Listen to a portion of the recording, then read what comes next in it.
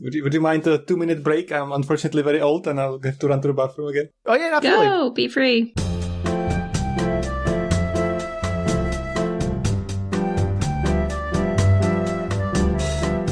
Thanks, I'm good to go. Welcome back. Don't talk about him anymore. Shh. Okay, sorry. Yes, right, of course. Yeah, I don't have this part of the recording. Damn it.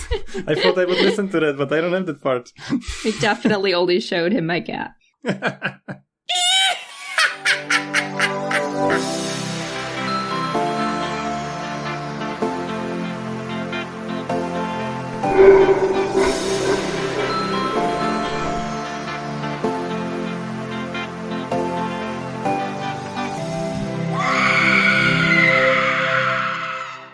Hello and welcome to Spook Retorts. Spook, spook, spook, spook.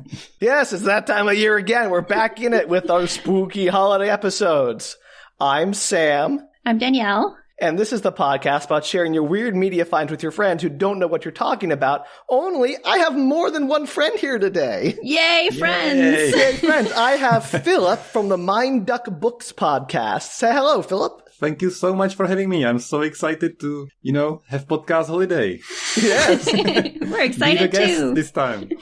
So And I happy. want to point out this is all Philip's fault. This movie that we're going to be sharing today was his idea. Even though he's not the one sharing it, I was given that honor. So, So if you don't like it, feel free to write Filip. yeah, right, Filip, don't talk to us. I was waiting for Sam to say exactly that because I told him in his face on my podcast that it was all his fault that I read Hyperion by Dan Simmons. Yeah, this is your revenge, so I Yes. appreciate that. Yeah. I hope that it was sweet. Or it will be sweet when I hear you talk about it.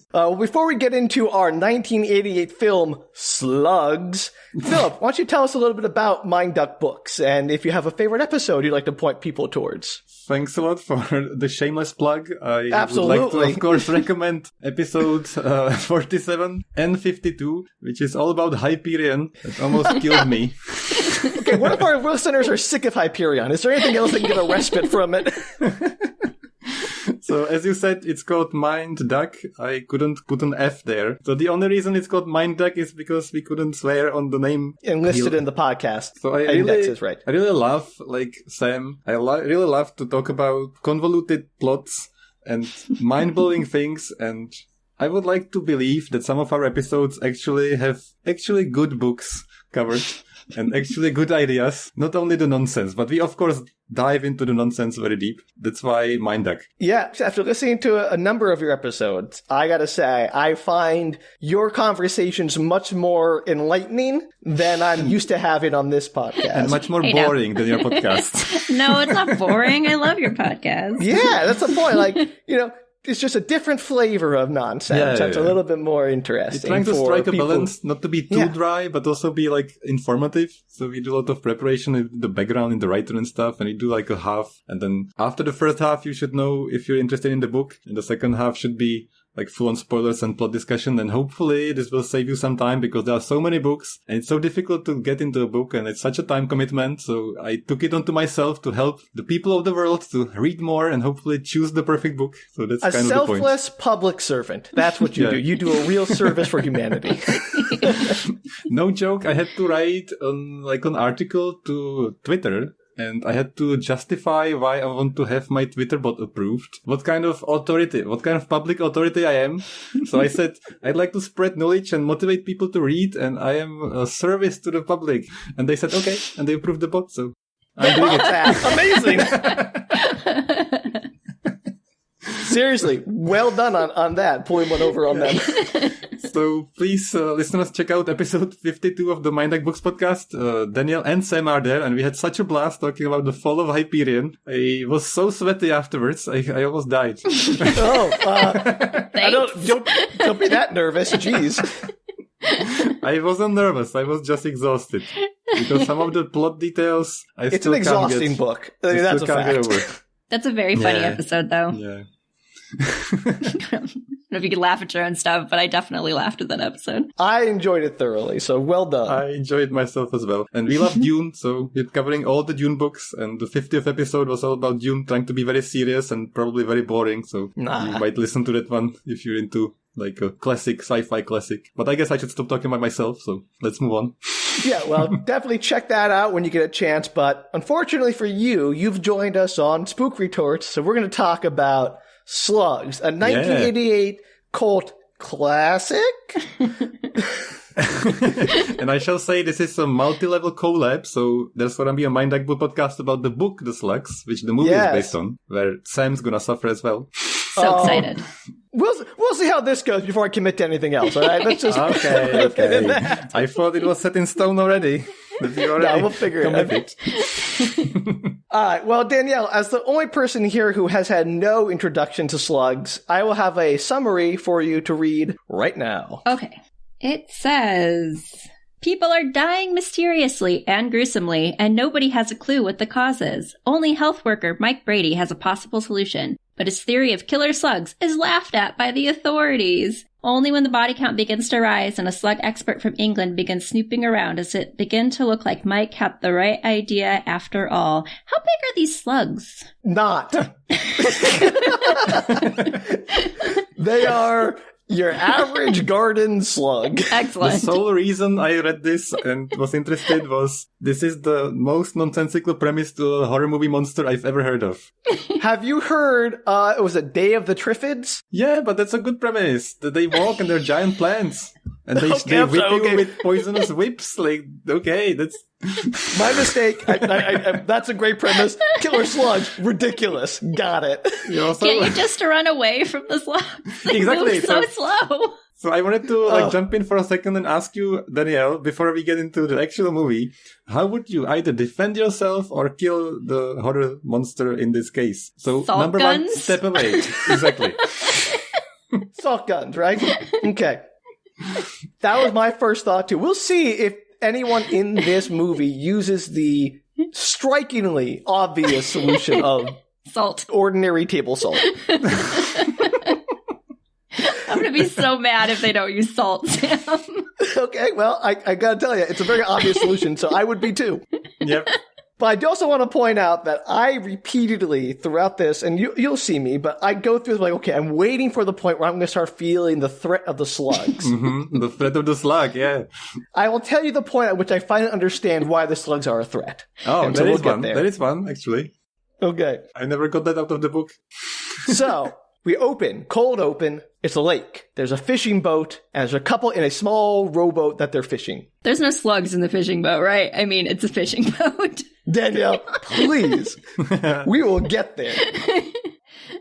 Are there slugs in the water? Are they water slugs? Can they swim? Yeah, Can slugs swim? Give me like 5 seconds. I must have sent in the summer. Come on. Sorry. Go ahead. I have so many questions. Yeah, you'll have a lot of questions, Danielle, and I promise you'll have more questions by the time I finish this paragraph. So please hold all questions to the end of the sentence. Okay, go ahead. So the girl is complaining about how, like, oh, I thought you were kidding when you said we were going fishing. And I'm like, how did she see this guy, like, load up his fishing gear into a car, get into the car with him, drive to a lake, go out in a rowboat, and is like, wait, we're actually fishing? I mean, she's got herself to blame at this point. He gave her all the clues that they were going fishing and probably told her they were going fishing, and she just thought he was kidding. So, that's how the characters are.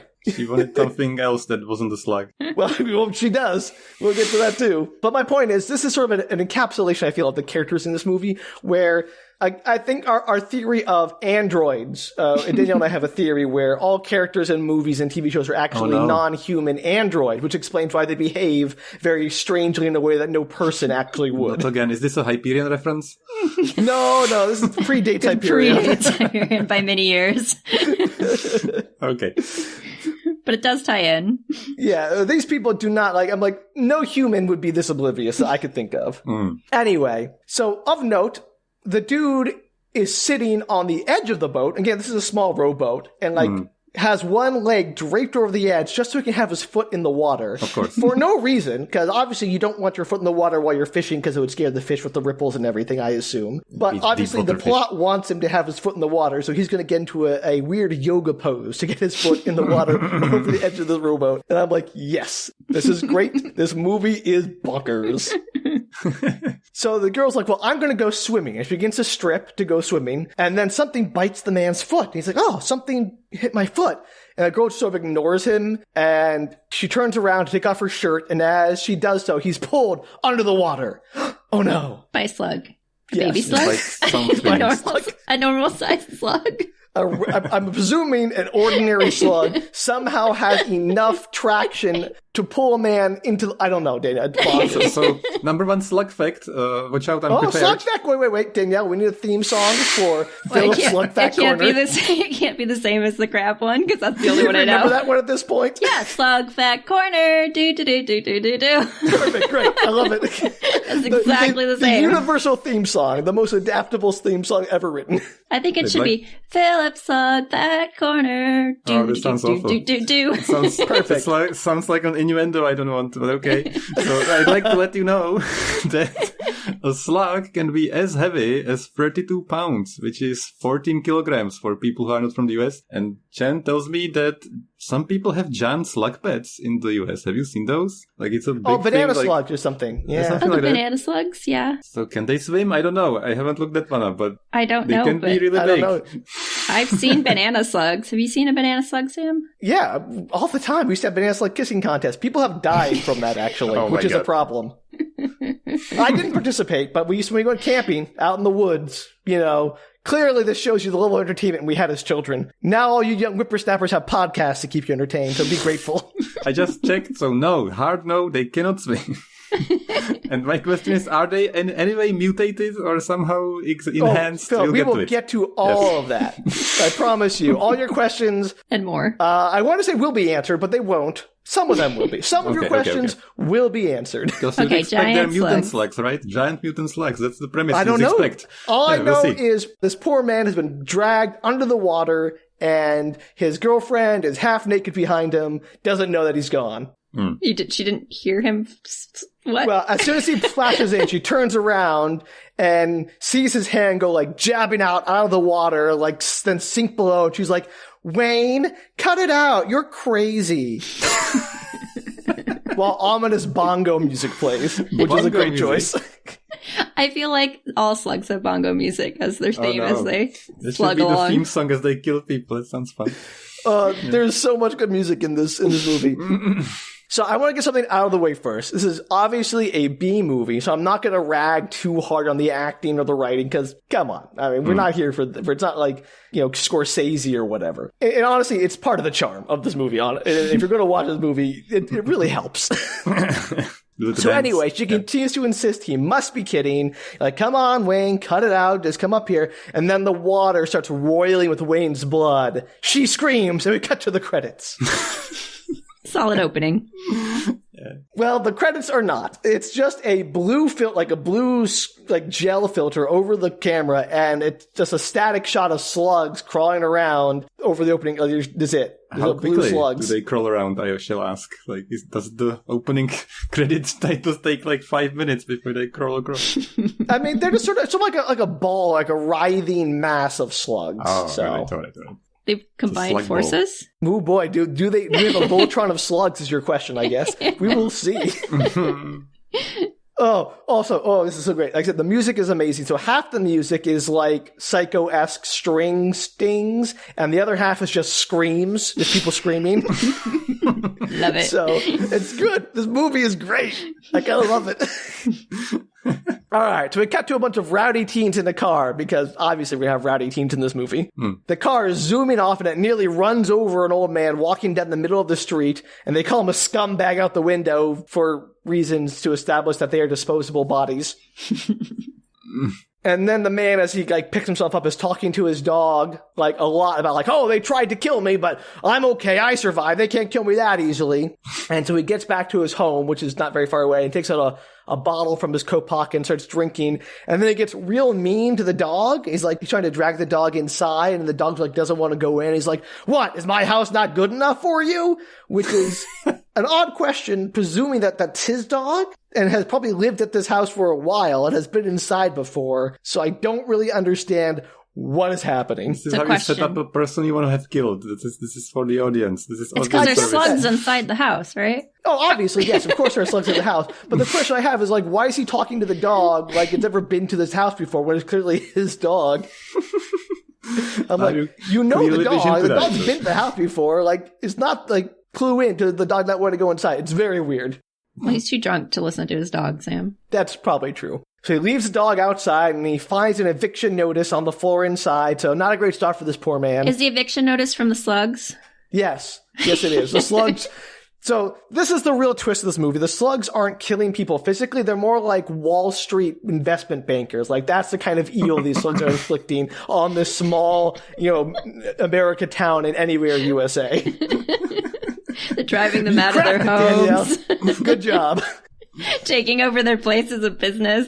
It's like the movie Up, where all the people are buying all the property around that one man's house, and they're going to turn into shopping malls or whatever. Did they combine their miniature slug brains into a UI, slug UI AI? Yeah, they created a slug ultimate intelligence, a SUI. Yes, no, I'm assuming SUI. They actually get on each other's shoulders and wear a trench coat and pretend to be a human. Danielle, pray tell, where are a slug's shoulders? They don't have arms. It's just the little bumpy part before their heads. To me, I mean, all right, I'm not a slug anatomist. I'll buy it. Filip, slug fact corner. Do slugs have shoulders? I'm afraid not, but you can imagine them having shoulders that blend into the body, which is a foot anyway. But well, I think this might merit further investigation. I think they do. I think they can get on top of each other, Sam. All right, fine. So he lights a lantern in the house because I guess the electricity was cut off or doesn't work. It's never mentioned why. And as he goes to putter around his house, we get a close-up of a floor heating grate with writhing slugs coming out of the grate. So this is the great part about the slugs in this movie. You never see them move. Yeah. You just see a shot of a pile of slugs. That's what I'm talking about. You are horrified by the immovable force of miniature slugs. Yes. And then a cut back to the slugs, and then the people we'll get to it, but it's just you never see the slugs actually move. It's just a pile of slugs. Because they're slugs. They don't move. It's great.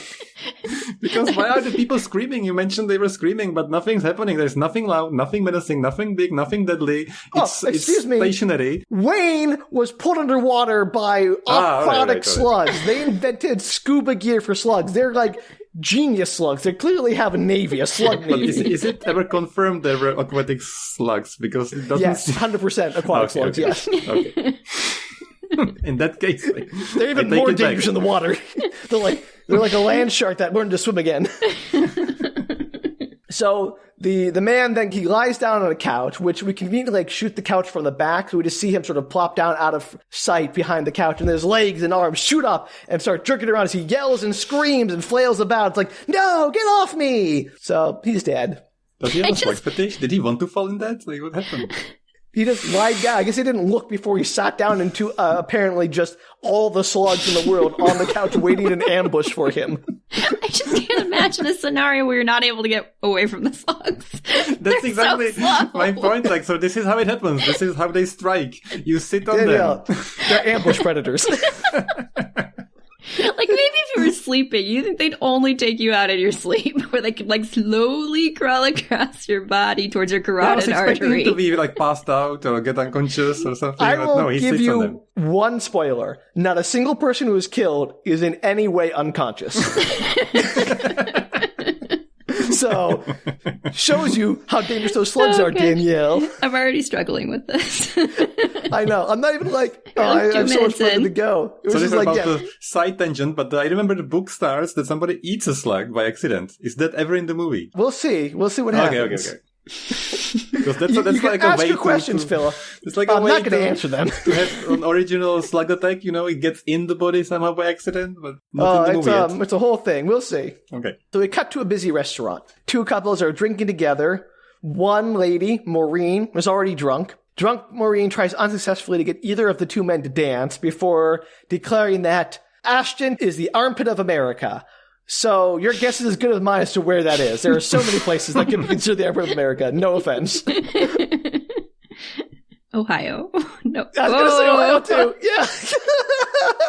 Sorry, Ohio. We're we so love you. mean to Ohio. We do. New Jersey and Ohio, we're just so mean to them. We shouldn't be. That's okay. Filip, as a non-United States citizen, someone who didn't grow up here, where would you classify the armpit of America to be? I was specifically, strategically not commenting on any of this. Please don't ask. No, we're going to make you. It is somewhere. Okay. I have no idea. You not even know it. Like, you just name a state. Any state. It'll be right. I can't. I show. He's like, I don't want to defend an entire country. Please don't make me. All right. Fine. I know this is a trap based on what conversations we've had with my wife. Okay. Does she want to make an educated guess on the armpit of America? I'd love to take her vote. Unfortunately, but yeah. Okay. All right. Well, fine. We'll leave it there. I'll leave it up to the listener's imagination as to where I think the armpit of America is. It's wherever you want to be. It's the armpit in your heart. That's how I think about it, yes. Exactly my point. The armpit of my heart. It's just the US. That's how Czech people think about it. I never said I was from the Czech Republic, by the way, but that's how. Okay. Because in Czech we don't have an idiom, and it says to like the American paradise, like the American thing. Like we have, for example, seasoning called American potatoes. And it's like the best taste people think of potatoes, and I love it so much. You can buy it everywhere. I even got it imported, and Chen has never like tasted anything like that, but it's called American potatoes, and it's amazing. And Czech people think America is amazing, but they've never been there, and they don't know what that is, and they never checked if you guys have that kind of seasoning, so you don't. So Danielle, have you ever had American potato seasoning? I have not. I've had many a potato though. Yeah. This is why does the Czech Republic get all the good stuff? Like they get the good American seasoning. We're stuck here with like nothing. That's I'll send you a package. Bogus. So absolutely for me as a Czech person, this place is in the middle of my heart. I think it's the best place to be. If I have to import American potato seasoning, I will be incensed. I wonder what's in it. What do they think we put on potatoes? It's a trade secret. It's like a bunch of herbs. It's like Mrs. Dash or something. Probably. And it does have the seasoning. secret ingredients of love, because Czech people are in love with the US. Well, we appreciate your love, even if it isn't maybe not as deserved as it should be. We do love potatoes, though. That is very true. Yeah. Idaho is nothing if not a potato place. All right, so the other couple, Mike and Kim, they have a meeting with the sheriff in the morning, or at least Mike does, so they decide to call it a night early. And as they're leaving, they run into Don and Maria on the way out. Don is the country sanitation supervisor. Are any of these people important to the plot? At this point, I don't know, so I'm giving you all the names just in case. Well, is Mike Brady? Because he seemed to be important to the plot. Yeah, but I didn't read the summary before watching the movie, so I didn't know. I didn't have that clue. I had like 5 people introduced in quick succession. As you should. Also, Don and Maria have kids who are high school students of Kim's. So Kim's a high school teacher, and their friends, Don and Maria, some of their kids are in her class, and they have very unflattering things to say about her, which everyone just sort of laughs off when they call her nasty names. When they're like, oh, I've heard my students refer to you as the evil person, such and such. And she's like, oh, ha, ha, ha, that's fine. And I'm like, wow, everyone just knows and no one cares. Cool. Not important. Does she die later by being eaten by slugs? Which one? There's so many people I just introduced. All of them. Yes, every single person dies. The slugs win. Why not? So cut to Mike and Kim at home. Kim asks Mike if he thinks Maureen is attractive, which, what? That seems like a trap. Well, that's a dangerous question. And why would you ask your husband that? Yeah, exactly right. So Mike very astutely demurs and just says like, oh, Maureen, she drinks too much. And Kim's like, that's not an answer. And he just sort of acknowledges that and doesn't say anything else. So good job, Mike. Yeah, smart man. Smart man. I think this is to establish his bona fides as the intelligent person in this movie, which I do have questions about later. So Kim comes out in a lingerie and they start having sex on the bed as we cut to a shot of slugs on their windows. They're going to say in the bed. I was sure they would be on the floor while they're on the windows. Okay, they're watching. They have a chicken fetish. They're scouts. They're like, oh, they're having sex. They won't notice if we climb on them. Boy, have you written this movie? No, they found a way. They found a way. I have to appreciate it. Slugs always find a way. Okay, Ian Malcolm, thank you.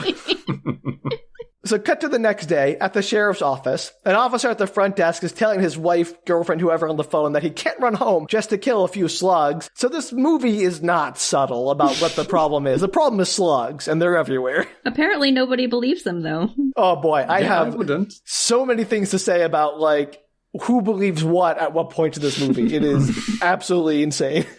So, Mike walks in to meet with Sheriff Reese. They're going to evict the old man. So, good luck for them finding him to evict him. He's dead, right? What happens? Do we find out, like, what it looks like after a slug attack? Oh, yes. Yes. So excited. Are there, like, trails, slug trails? I'm not sure it's gonna look like anything, yes. Do they eat skin? Are there skeletons? So, okay. I'm going to say this right now. This movie has a lot of scenes that are, like, not important. And I'm going to tell you about one of them right now so I can skip the rest of them, just to give you this flavor. Okay. So, for instance, as Mike and the sheriff drive to the house to evict the man, Mike says, "Oh, do you mind if I smoke?" And the sheriff says, "Yes, I do mind." So Mike tosses the cigarette out the window. The sheriff says, "You're lucky. That's usually a $500 fine for littering." And the sheriff, like, puts a piece of candy in his mouth, and Mike says, "Hey, you know what they found inside those candies? Rat feces and cyanide." And the sheriff, like, spits it out the window. And Mike's like, "Oh, it's a $500 fine for littering." And I'm like, what? Why is this in the movie? Also, why did the sheriff just like, "Oh yeah, I believe you that they, whoever they are, found rat feces in this exact candy, and I'm going to spit it out in, disgust by hearing that." Do you think the slugs are after humans because we're ruining their ecosystem by throwing stuff out into the ground? No, it's not because of that. Well, kind of. We'll get to it. We will get to it. All right, so they pull up to the old man's house. No one answers the door. Where's the dog? They forgot about the dog. The dog's not in the movie anymore. I was about to ask, does the dog die.com? Is he there? I hope the dog is out of the movie. The dog was just there to establish that the old man is not worthy of our pity. Well, the dog didn't want to go in the house. It probably ran off. It was leashed up out on the porch, though. Nope, it ran. Maybe the slugs let it free. Solidarity with the slugs. It ate the leash and was like, "Get out of here, dog." Now you're talking. I believe it. All right, so they climb in an open window because the door is locked and no one answers. The place is squalid. So they wander around, and then finally Mike finds the bloody corpse on the couch, which is clearly just like a plastic skeleton covered in like red paint and fake blood. And it has worms crawling over it, which are not slugs, to be clear, but they're like crawling out of the eye sockets. There's like little chunks of meat everywhere. It's great. So the slugs eat meat. Is that what we're establishing? These are carnivorous slugs. Perfect. Okay. 100%. They're not just killing for sport. That's true. They do eat meat. Some slugs do, yes. Yeah. That's gross, and things I didn't need to know in life. So there's a slug expert, as was alluded to in the summary, and I think we have our own slug expert now with Filip, who is giving all the same information, but much more concisely than our slug expert in the movie. There's a species called the ghost slug that eats worms and can eat meat, so there's at least one, I can confirm. Oh, ghost slugs? Is that what happens? They like appear, disappear, they eat, they leave? You wish. Is that what these are? There could be a ghost slug in your house right now. There could be. It's a possibility. If I suddenly disappear, you'll know why. Okay. Well, hopefully we'll hear you screaming. We can't do anything about it. We'll just hear you. My cat will eat me. Well, if the slugs don't do it first. So did by any chance the slugs lay eggs in the corpse, and then that's like baby slugs are the worms or something like that? Or is it just worms? It's at the end. Like we'll see. We will get to those worms later. I promise. Okay. Will we? Yes. That is one of the things we do get to. I didn't really think you was going to... I thought you were lying. No, I was sure he was lying. I actually have a note later saying, you know what? They addressed the worms. My bad movie. I thought that was a mistake. I thought they put worms on there instead of slugs. And they're like, nope, there's very intentional. This is a foreshadowed clue. Okay. So we cut to the ambulance is there. They wheel the body out. They're talking about what they saw. One of the deputies is really freaked out, and he's like, "Oh, the eyes have been eaten, and most of the organs are just gone, eaten up." And it freaks them all out. So Mike asks the sheriff if he can go back inside. The sheriff says, "Okay, just don't touch anything," which is not how crime scenes work, I want to say. You don't just let the county health inspector wander around as long as he promises, pinky swears not to touch anything. So Mike finds a bunch of trash in the basement, and then that's it. That's the whole. He just goes back inside and finds trash in the basement. Nothing else. It's completely pointless. Is that relevant that there's trash in the basement? Absolutely not. Cool. Okay. This is one of those scenes I mentioned earlier that I'm skipping. Yeah. The scene that you didn't skip. Oh, I skipped a lot of this scene, Dan. It's a long scene. This is not a long movie. It's mostly this. So cut to Mike and the sheriff driving back, discussing what happened. The sheriff's like, well, maybe it was wild dogs driven out by the cold and hunger. And Mike is like, no, there wasn't enough damage in the house. And it's like, maybe it was rats that ate him. And, they're just like arguing back and forth. And this is where we learn that Mike is the health inspector. And I also thought, like, do health inspectors usually accompany the sheriff on eviction runs? That was my question exactly. What is he doing there? No. Mike is everywhere.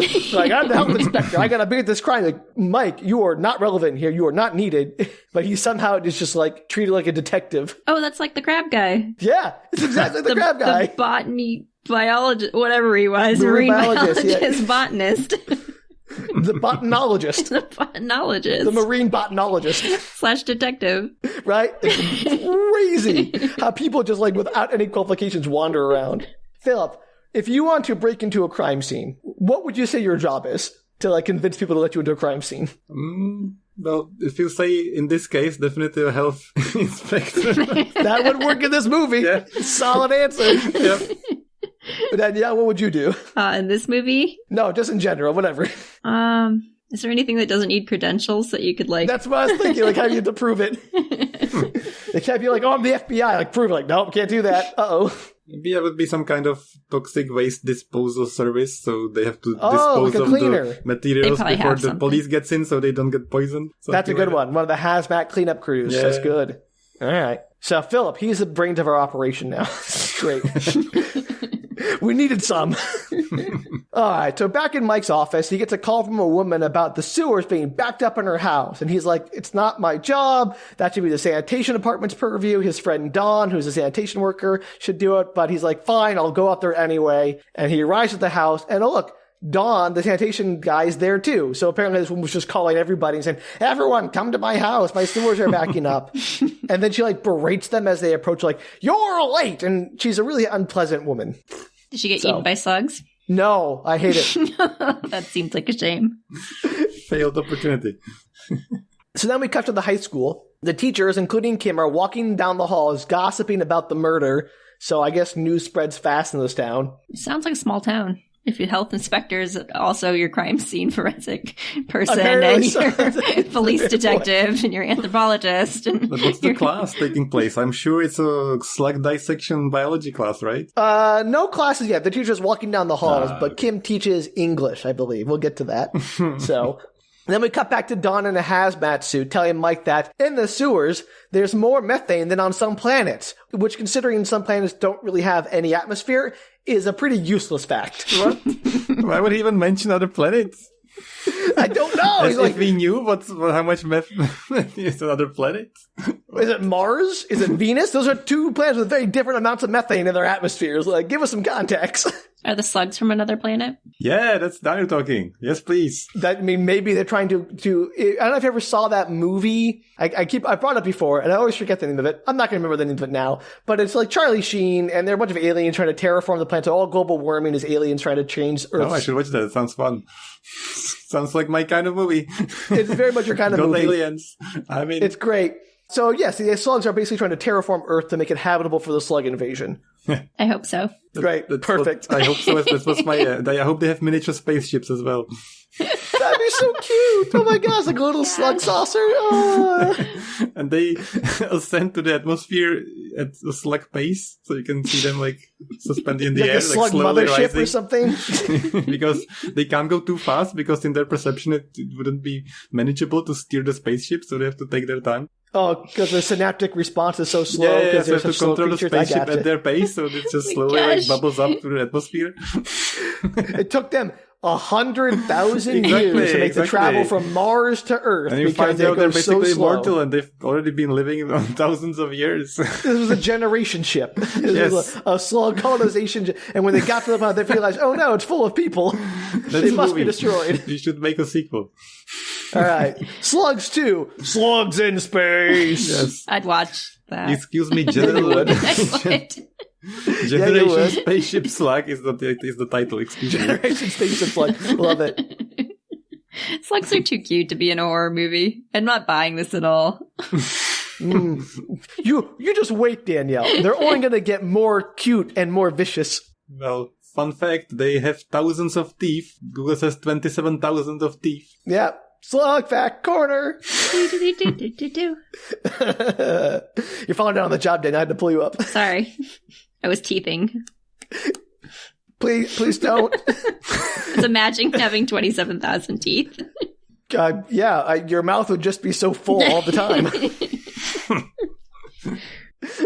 Nothing but teeth. All right, so Don climbs down the manhole. He's bantering with Mike all the way. In the sewers, Don immediately takes off his respirator, so real professional. Why? As you do in all horror movies. This happens so often. They always take off the space helmet. I'm not surprised. Not surprised. And so you can see his face. So, Great job, Don. He then finds a clogged pipe and starts like pulling garbage out of it. And then one of the things he pulls out looks like flesh. And as he pulls out a crowbar, he like digs a hook bar into the pipe to like dig out whatever left in there. Something grabs the other end, so like tugging on it, pulling his arm into the pipe. And then he eventually lets go and the thing is dragged into the pipe. Muscle slugs. How big are the slugs they've shown so far? They're just like the little tiny ones? No, they're like, maybe 2 inches, 3 inches long. So they're still not very big. Are they big enough? Like the super... How do they pull crowbars, Sam? I'm still hoping they culminate into a hive mind and they build themselves up. Coordination, Danielle. They're like Borg slug? Yep, that's what I'm hoping. Yes. They already shown intelligence by planning for the environment, by planning the spaceships, by planning all kinds of stuff, going on the window and clearly being so intelligent that they will crawl on the people having sex while they're not aware. So they are clearly very intelligent. They can plot very well. Yes, that's exactly right, Danielle. They work together. These are our worst enemy. So they had a contraption set up in the pipe, and as soon as he put in the arm, there was a hook of rope that tied around his wrist and a rock that they let fall, and that's how he got pulled in, because they're so clever they set this all up before. That's clearly what happened there. Oh, okay, sorry. Just the crowbar gets shoved in. Dawn just like, let's go, but like, no, that they were was hoping weird. for the arm, but they got the crowbar at least. So like, yes. Oh, good, he let go. Way too many people just like fall in with the thing they're holding on to. Well, to be fair, the pipe was only like, 6 inches across, so he could get his arm in, but not never mind. I thought it was giant. Never mind. Okay. No, I thought they were going to rip his arm off into the pipe, but no, he lets go and walks away. I know. So, we cut to Kim's class. They're discussing how Romeo and Juliet could have solved their problems in a way that didn't end up in everyone dying, which, hilarious premise for a class. I love that. I mean, that's true, though. True story. Yeah, like, every answer is where, like, one girl puts her hand up, like, maybe they could have, like, talked to their parents and convinced them it was okay. And I'm like, well, that's the wrong answer. Like, that wouldn't have worked. Yeah, no, it's the 1 inch that's wrong, so good job. Anyway, so Kim says to them, you have to read Act 3 for tomorrow, and all the kids are like, grumble, grumble, grumble, grumble, grumble, and are calling her names as they walk out. I'm like, is it unusual to have to read a chapter of a book for the class the next day? Like, is that, like... Maybe I don't understand. She assign homework. Yeah, exactly. Like, these kids seem to really hate this woman who is just doing the bare minimum job of assigning a single act of Romeo and Juliet to read, not like the whole play even. Anyway, as the kids all vacate the school, one of the girls runs out to make out with one of the teen drivers from earlier. So one of the long-haired, blonde teen dude earlier who was like yelling at the old man as they drove him off the road is making out with one of the girls at the high school. Is she going to die? Because usually if you kiss or have sex in a horror movie, you end up dying. Danielle, please. They're the heroes. Just okay. We will see. I promise. So then also Mike is just sitting there in his car in the parking lot waiting for Kim, which is an interesting choice, but that's nice he went to pick her up. She asks him where they want to go for lunch. And so I guess this is like the lunch period of the school, but it seems like everyone's just like leaving. So maybe there's only like a half day. I don't know. It's very confusing. The time, as usual in this movie, is very confusing, like how the time works. Well, they must have off-campus privileges. Yeah, or like the day's just over because we never see them go back. Or they're trying to portray it from the point of view of a slug. That's how they remember it. That's how time passes. Oh, okay. Yeah. This whole movie is just from the point of view of a slug. Yeah, the point of the slug's eye view. Everything's from the ground level. All you see your feet. That would be awesome if that was the case. Everywhere. It would be amazing if all the camera shots were from... There was a movie about like insects. I forget what it was called, but it was like a very like all from the perspective of insects. It was like documentary footage almost, but like There was one scene where they play a bunch of romantic music as two snails collide and like crawl over each other. It was very funny. It was a good movie. I don't remember much more about it. I saw it when I was very young. Okay. Anyway, we cut to a diner where all the teens are going. So this is the cool hangout spot, I guess. One of the dudes, who is the friend of the blonde mullet guy, has a mullet perm, and I love it. The 80s are really here. He's actually my favorite person for like 5 seconds, but then I hate him later, so don't quote me on that. Mm-hmm. Is the perm and the mullet suggesting like a shape of a slug? Yes, that's right. He's trying to blend in. Yes. This is camouflage. Exactly. Don't kill me, I'm a slug. Slip slop, I'm a slug. Wiggle, wiggle, wiggle, wiggle, wiggle. So they're discussing the death of the old guy, and like a blonde guy's like, oh, it was something evil, and one of the other girls like, oh, or the goat killer, a murderer who comes down from the mountains and eats people. And it's like, well, what? Yeah, exactly. Is that a like, local what? legend? Yeah, I guess so, but nobody's like, everyone's like, oh, that's not true. And she's like, I believe it. Like, she's the only one who says this, and she takes it seriously, and everyone's like, you're an idiot. So I don't know what's going on. I hope that the plot twist is it's actually a goat killer. That would be nice. The goat killer, that'd be great. And he is a slug. A chupacabra, He's right? made of slugs. A bunch of slugs in the guise of a man. Exactly. told you. Killer's actually Killing goats. yeah, they're slugs. On top of each other's shoulders. You laughed at me, but that's the exact plot of this movie. Yes, Danielle, you will prove me wrong once again. Okay, so another group of teens, because there are two groups of teens in this movie, they're more squares, less of the cool kids, are talking about how there's a Halloween party tomorrow night. So it's Halloween, just FYI. Finally, Yay! I was hoping there would be Halloween to get into the spirit. That's a Spook Retorts without Halloween. Yeah. Most of them. Are there pumpkins full of slugs is the question, though. Oh, that would been so good. No, they don't. Like, this movie says it's Halloween. There is not one single Halloween decoration seen in its entire movie. They don't even go trick-or-treating? No. At least. No slugs? Trick-or-treating? Costumes? No. But this movie is not an American production, right? It's like Spanish or something, so maybe they don't care. Is it? I think so. Because I was looking at the director, his name is Juan Piquer Simon or something. So he is from Spain. And Yeah. I was curious if he put himself in the movie, because like you said, the character is in everything. So usually if it's like a low budget B movie, sometimes the director makes it just so he's in everything. So no, he's not. No, everyone in the movie is American except for Don's wife, who is French. No, never mind. Interesting. Yeah, so I don't have any answers to your question about the production origin of this movie, but suffice to say, they give lip service to Halloween and nothing more, and I am deeply disappointed. Anyway, so they're talking about how there's a Halloween party tomorrow, and one girl, Pam's all like, I'm not going. I don't like those wild parties. And finally, a movie has representation of teenage me in it. I am so excited. Pam is my, like, doppelganger in movies. Like, parties are lame. I'm going to stay home and scare children. It's great. Anyway, the other three peer pressure into going anyway, so dang. Sorry, Pam. We always had a Halloween party, Sam. Yeah, but like, not like raucous teenage parties. Oh no, we like watched movies and ate candy. Yeah. See, that's what I'm talking about. That's like the kind of party Pam would want to have. Pam is us, Danielle. I've been to lots of raucous teen and post-teen parties, Sam. It's just I you who know. doesn't like them. I've been to them too, but again, I have my preferences. So thank you very much, movie, for making me feel seen. We cut to a greenhouse. An old couple is bickering inside. There are slugs' eggs on all their plants, and the woman wants them all cleaned up. So, Uh-oh. It's good that she knows about it. It's not a surprise at all. yeah. I think it's going to be a surprise when the slugs try to kill her, Philip. Well, they haven't tried yet, and she's aware of the eggs, cleaning them up, so she's pretty much safe. It's a pretty big leap from slug eggs on my leaves to murder slugs in my face. Mm-hmm. Humans are notoriously stupid. Look at the movie Alien or whatever, where they go up to the pods of the slug seeds and they're like, oh, hey, what are these? The face huggers, yeah.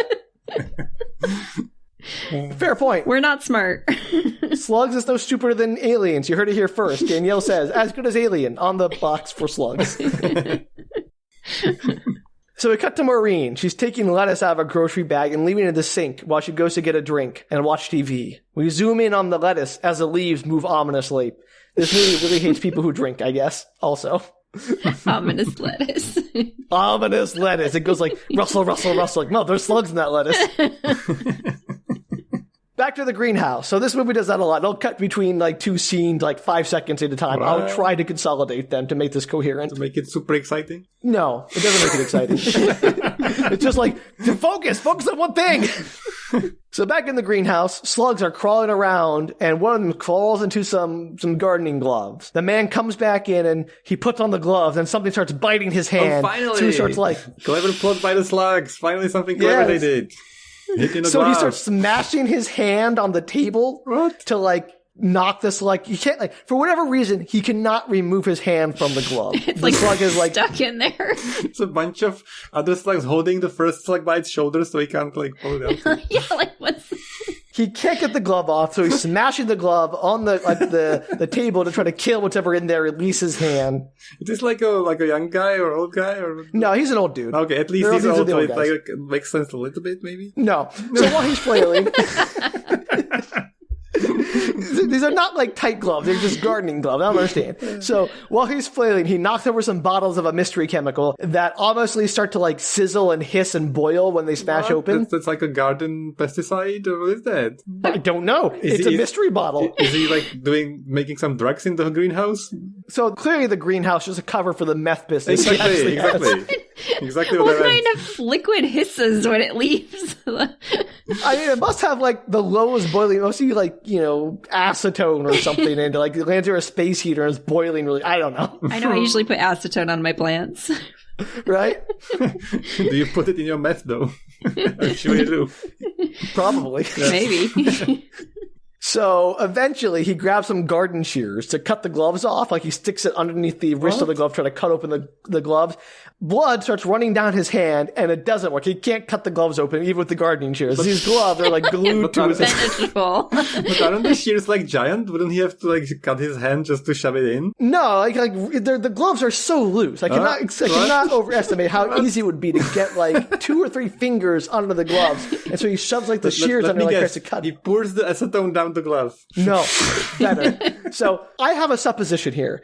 My guess is that the slugs, very cleverly, they brought these chemicals to the greenhouse and mixed up their own super glue, which is what they used to trap the man's hand inside the glove. Yeah. So they're not even in the glove at this point. Yeah. So he can't get the glove off. So he then like flails around, he grabs onto one of the shelves of plants and like falls over backwards, pulling the shelf over on top of him as he falls over.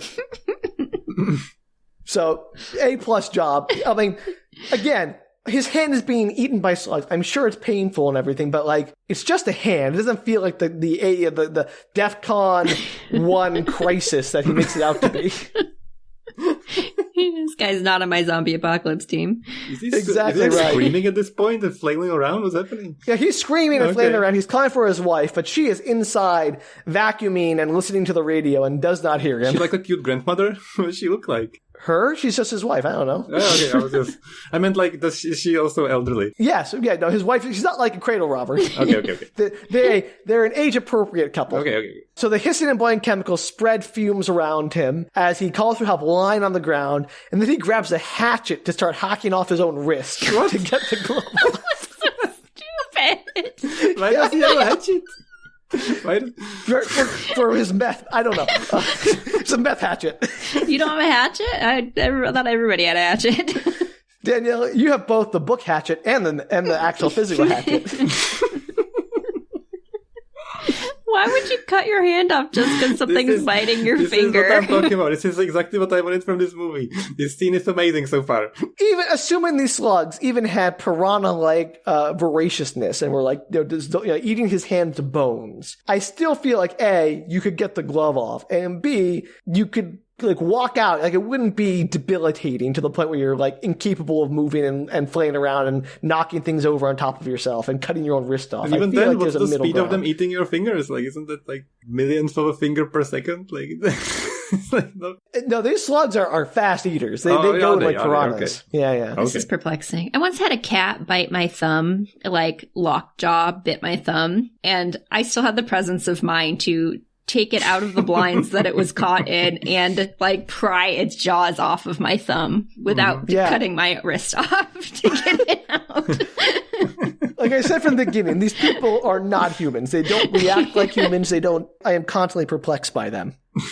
So finally, the wife hears him and runs out to the greenhouse and sees him in distress and goes to help him, like try to pick him up. That's when the spilled chemicals spread to a space heater, which ignites them, burning a trail back to a jerry can that's in the greenhouse. There's a jerry can in a greenhouse because, all those gas-powered plants you got. And anyway, the greenhouse explodes. It's a massive explosion. They're both dead. They both die in an explosion. Well, he finally got the slugs off his hand. So I like to point out at this point, the slugs have killed no one. They've caused people to kill themselves through their own stupidity. Did they kill that guy who fell on him in the couch? Yeah, but he was probably drunk and didn't even look to see if there's anyone in the couch. It was as much his own fault as theirs. Right, the people who were having sex, they didn't die, or they were just watched, Mike and that's it? Mike and Kim are fine. They just watched they're just slugs in the windows. I somehow they assumed that the slugs watching. got in and killed them, but never mind, they just watched. No, that was Danielle's suggestion. It wasn't an actual thing. They just said they were voyeuristic slugs. Yeah. They had to follow up on that. I don't know. Okay. No. There was just a little ooh, they're outside the windows. There's TV for slugs. At this point, slugs. The greenhouse exploded. No remnants. There is no evidence that slugs were involved. Exactly. Yeah, you get that movie. Cleverer than you think. So we cut to Mike arriving home. His wife is gardening out front. No idea what happened to their lunch plans. Apparently, is it the same day? Is it a different day? I cannot tell you. As always, time has no meaning in movies. Exactly right. She tells about the old couple who exploded. It's a big mystery at how it happened. Clearly the meth lab went up, but no one wants to say that. Mike is devastated. He's like, oh no, what? No, they were such nice people and I really liked them. Oh no. He is bent out of shape about this. He's really upset that he has nowhere to get his meth now. Yes, that's the real exactly answer. It's a good point. Exactly. Dang it.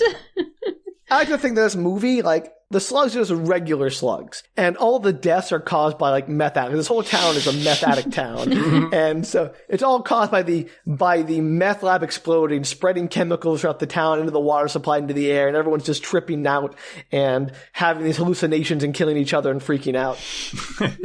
Blaming slugs. Blaming slugs. So then, as he watches Kim garden, he notices all these slime trails in the garden.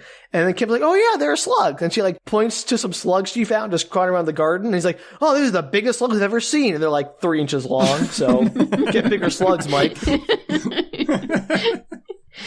Are there places where slugs are normally small? Hey, Filip, are there places where slugs are normally small? Yeah, slug fat corner. Well, most places they're normally small, obviously. Just Ohio? How small?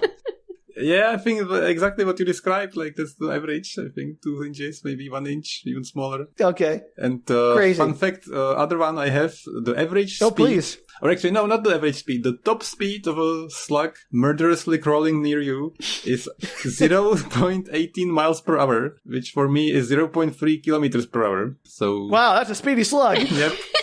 That's the top speed, mind you. That's the ever most amazing slug speed ever measured.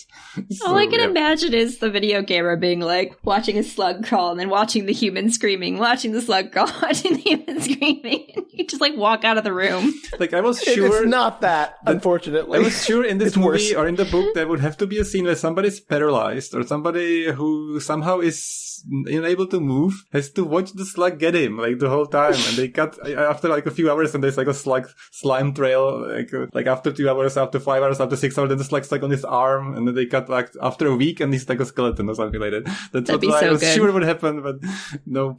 Unfortunately, this movie has other solutions for the slug speed problem. Does it? I haven't heard any yet. Yeah, exactly. Well, the slugs obviously use clever tactics like exploding meth labs to kill people, so... I was expecting him to, or I was praying for him to pull out his hand finally out of the glove, covered in slugs, and flailing it around, spraying people with slugs, and those slugs would eat people's faces, or something like that. But no, unfortunately, this movie does not have the budget for a bloody hand. It has to keep it in the glove. They wasted all the money on the explosion. Keep it in the glove. All right. So Mike goes to like poke or pick up one of the slugs because why not? Men, I guess. I know when I see slugs, I want to poke them too. Like with a stick or something? Or just his finger. It goes like finger. Poke one or pick one up, and the slug like lunges out and bites him like a cobra. What? It's clearly a very fake slug. Oh my god, it's just the scene I wanted to ask you about, because there is a picture if you Google like Slugs the movie, and there is a picture from the movie, and there is a slug with teeth. Is this the scene? This is the one. Oh my god. Have you seen this, Danielle? This is amazing. This is why I want to see this movie. I don't look anything up that I know we're doing. Wisely. This was why I wanted to read the book, actually, because I was like, this has to be something. Like, this has to be amazing. That's why I read it like 10 years ago. This movie peaks early with that scene, I'll tell you that right now. Oh no.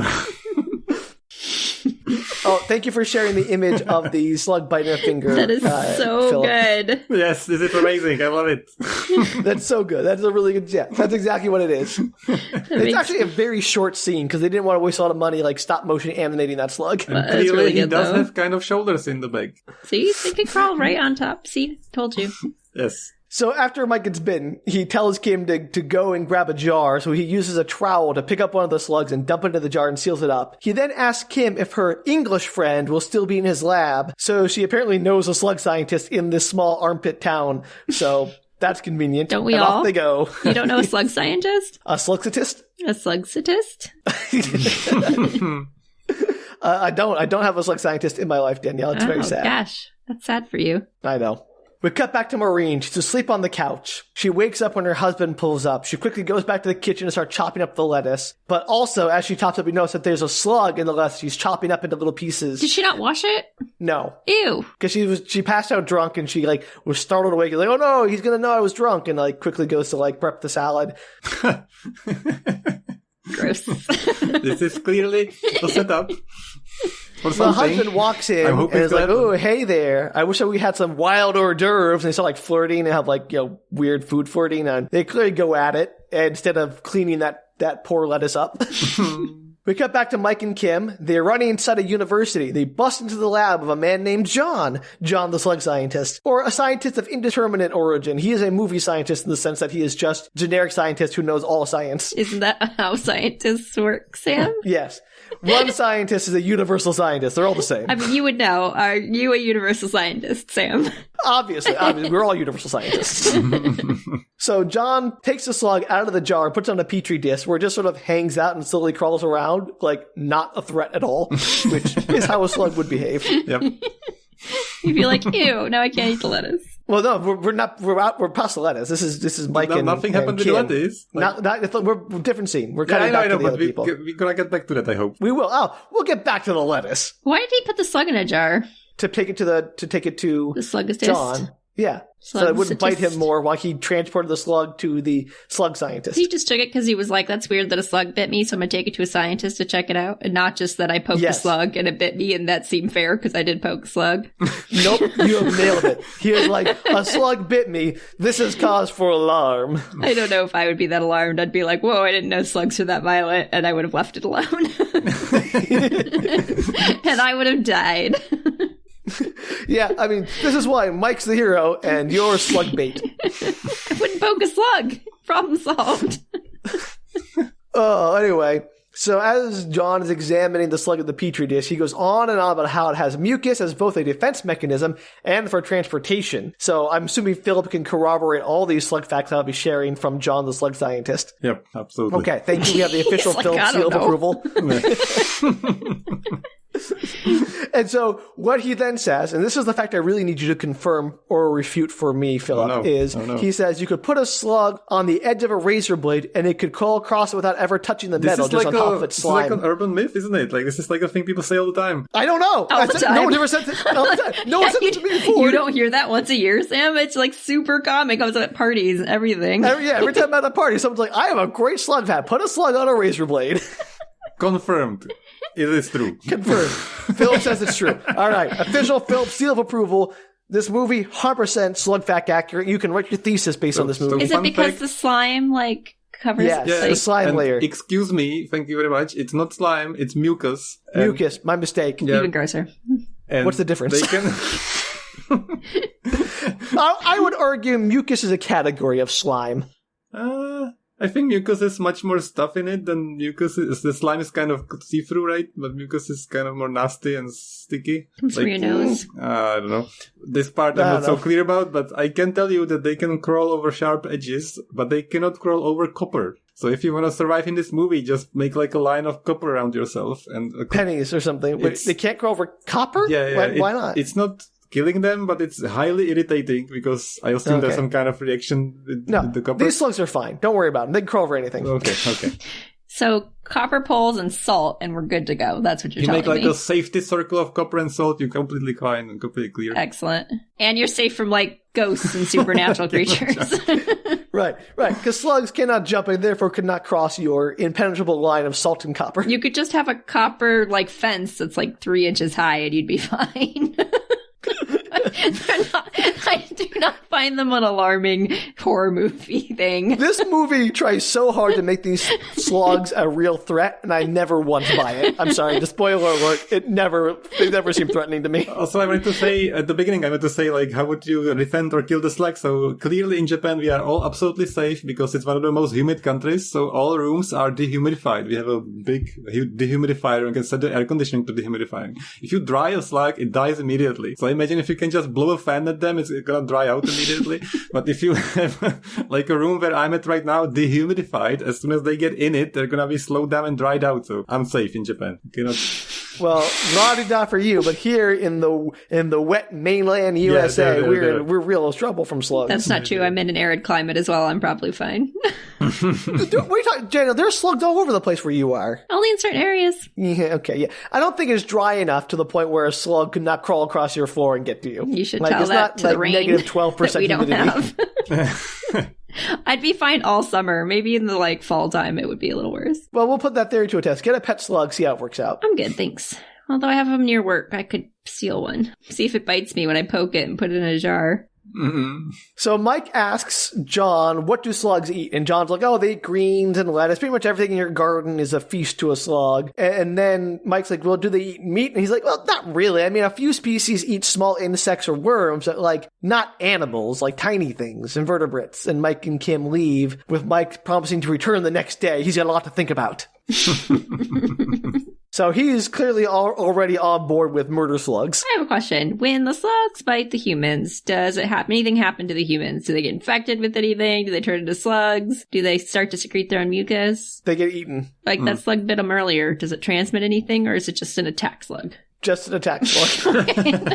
Just an attack slug. They're not like venomous. Not like I said, it attacked like a cobra, but it does not have like venom glands. I just wanted to know how special the slugs were. They're not. They're just regular slugs, kind of. This is so anti-climactic. I was hoping for mutant slugs, giant slugs, some kind of... Well, we don't know what's going on. It's not like the movie slugs, Them with the giant ants or anything like that. It's all just very ordinary slugs on the screen. I thought half of it would be normal slugs and then something would twist. Yeah. No, they constantly tell you how dangerous these slugs are. I have yet to see any evidence that they actually are. Still waiting for it. Maybe the book has more. Maybe. We might find out someday. Yeah, hopefully on the same day. Yeah.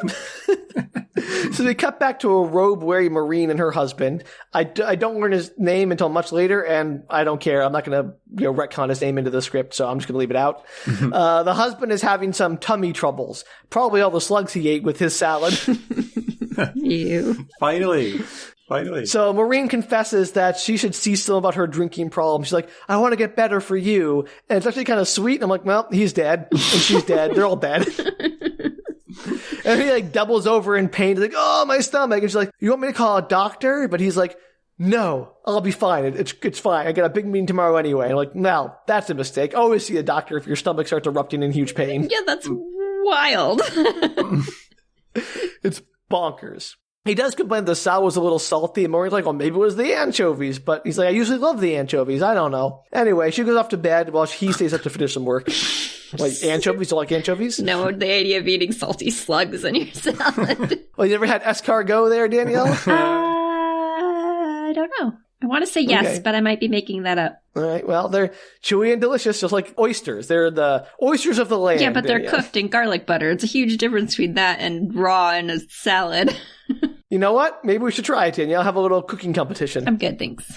All right. Philip, let me ask you, are there any cultures that eat slugs? I'm just reading about this. Exactly my point. So first of all, if they're salted, you're safe because they will be killed immediately. See? And I found an article, BBC Science Focus, and there is a scientist and he says, every year I am asked, can you eat slugs? And the answer is, yes, but be careful about parasites that can be carried in the slugs. So, yes, but clean slugs, please, is the answer. Got it. I'll work on that. Wash them first. So, Philip, I gotta say, I love having you here because you do actual research and look things up. We just make stuff up. This is very, we're much more official. I had a crap fact about how they like to crochet or something. Yeah, no, this is amazing. Like, you bring actual gravitas and legitimacy to our podcast. Thank you. Much more entertaining to imagine crabs that crochet. That's amazing. I'm learning. It's great. This is the only time we've actually had a expert on our podcast, as we've requested so many times. By comparison, you are, so we'll count it. But I wanted to say that there are 80 or to 90% water, so I imagine when you bite into it, it's like a bursting bubble or something. So gross. Thank you for that imagery. I can feel it in my teeth. But not salty at all. Not salty at all. All right. So we cut back to the main bad boy teen, the blonde one. Or maybe he's an adult just dating high school girls, which is also creepy. No idea. Anyway, Bobby, he's drinking in his car, watching an old couple leave their house and drive off. After they leave, the porch light blinks a few times, and he goes inside to start making out with his girlfriend, Donna. So the main teen's name is Bobby. His girlfriend is Donna. I'm going to use their names because main teen and main teen's girlfriend is too cumbersome. So they start going at it on the wet bar in the basement, but Bobby's immediately distracted by all the booze and disengages to go get a drink, which is a rookie move. What kind of teenage boy is like, oh, alcohol instead of sex? I'm here. Yeah. He takes it's insane. He spends 5 minutes making a drink and drinking it while his half-naked girlfriend is taking off her shirt and writhing sexily on the bar top, saying, "Come back, Bobby. Why'd you stop?" And he's like, "Just give me a moment. I gotta drink up."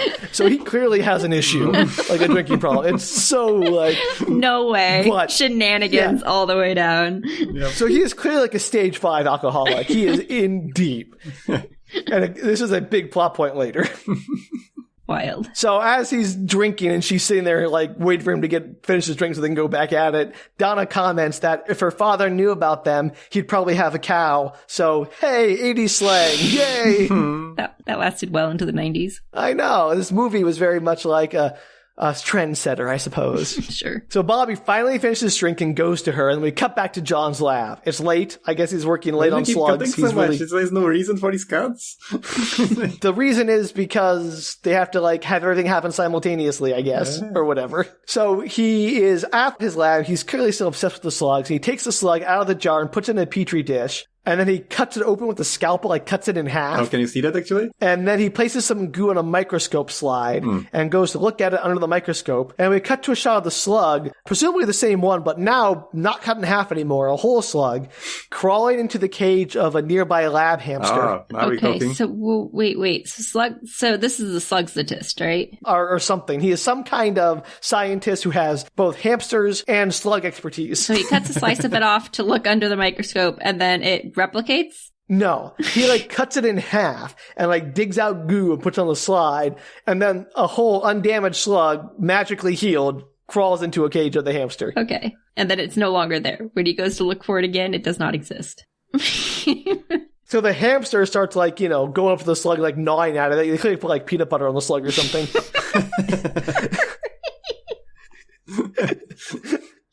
I love that. I mean, they don't see the peanut butter, but they made something to attract the hamster over to it to interact with the slug. No slugs were harmed in the making of this film. I doubt that. And so as the hamster is interacting with the slug, John is peering down his microscope, and then he hears the hamster start squeaking violently, and he finally looks up, and you see this probably fake slug, glued to the back of the hamster with blood covering the hamster, and he's just watching it as the slug slowly kills the hamster before he grabs the now still completely fine slug and puts it back in the jar. So at this point, it's an actual hamster and an actual slug, both are actual animals glued together. I mean, I don't know, like, how real the slug is, like a rubber slug or whatever in the movie. But in the context of the movie, it's like a regular-sized slug, like riding a hamster like a cowboy and, like, gnawing at its neck. It's like a rodeo ride on a bull. Somebody, like, moving around the giant hamster puppet with a plastic slug on it. Nope. I think it's a real hamster. They just, like, attached a slug puppet, fake slug, a fake rubber slug to. Like, you never see the slug actually move. Got you. Once Real it's on the hamster, hamster. fake slug. I got it. I believe so. It might be a fake hamster at some point when it, like, keels over. It could be like a stuffed hamster or something. Does the slugsitist seem at all concerned about this? No. He's just like, every day in the lab situation here. He's like, that's another day in science. No, he's just sort of, no, he is concerned. Like, he's watching it intently, but not concerned enough to intervene to save his lab hamster. He's like, slugs eat hamsters. Who knew? Right. He's like, I want to see where this goes. And when it goes to death of hamster, he's like, okay, and puts the slug back in the jar. True scientist. Absolute maniac. It's a circle of life, Sam. Oh, yeah, circle of life, yeah. So we cut back to Donna and Bobby having fairly graphic sex in a bed now because, you know, it's a cheesy 80s horror film. Are the slugs watching from the window? No, they're watching from the toilet. Really? Yeah. Why are these slugs so voyeuristic? Why do they like to watch things? We see oodles of slugs slowly crawling out of the ensuite bathroom toilet. So they're entering the homes through the toilets, through this plumbing. And every time you see the slugs, there's like this sound, the sound effect cue the movie gives, just like crinkly, gooey, slimy sound. Yeah. Like, oh, that's the slug attack sound. But, like, the slugs clearly aren't making that noise because no one notices them. Waiting for the theme music. No bongo drums, though? Just... I mean, yeah, the music goes in now. Like, it has the bongo and scary string music going down. I didn't keep track of every time it appeared because I'd be telling you every second, like, oh, music's back. Oh, that's gone. Music's back. I just want the scene of the slug army with the bongos. That's what I want to see. No. So, to give you a sense of how speedy these slugs are, you know, they're mid-coitus, Bobby and Donna, and Bobby stops mid-act to grab a swig from a bottle of Jack Daniels on the bedside table because he has clearly got a huge problem. And Donna's like, hey, Bobby, why'd you stop? He's like, give me a moment. I gotta recharge my batteries. And he like gets all huffy when she's reasonably upset. He's like, I'm worried about Bobby. Yeah, no. Well, don't be. Why? She's like a little upset about that. Bobby gets all huffy and like goes to get out of the bed. And as he puts his foot down, he's like, oh no. And he's immediately bitten by a slug and he pulls it back up and he's got this foot covered with slugs, like gnawing on it. It's all covered in blood. So somehow the slugs, in a matter of seconds, got from toilet to all over the bedroom floor. And I'm like, their trap is cover the bedroom floor, and when they get out of bed, they're ours. So now they're stuck on the bed. They can't get off. Yeah. So he falls back onto the bed, and the slugs are sort of lashed onto his bleeding feet. Both he and Donna are screaming. Donna leaps out of the bed and like steps on the slugs, like slipping and sliding around like banana peels, like and they're like completely face plants right into the whole pile of slugs and starts screaming as slugs like start crawling over her. She's like covered in blood, and she's screaming, and Bobby's screaming, and they're all like freaking out. She's rolling around, you know, naked in the slug pile. That's somebody's fetish, I'm sure. Finally happened. I don't want to get into for it. this. To be fair, I would also be screaming if I had fallen face first into a giant pile of slugs. Especially if they were like eating your flesh. Yes. Totally fair reaction. So while she's screaming, Bobby is cowering on the bed. He then decides to make a break for it, like trying to climb from the bed to the windowsill to get out the window of the second at least story. He's trying not to touch the floor. Yeah, well, he tries. He immediately like kind of like slips and falls, and he's also eaten by slugs. It was a futile attempt of cowardice. He failed the floor slugs game, and he failed. Yeah, the floor slug. So again, these slugs themselves do not like hunt.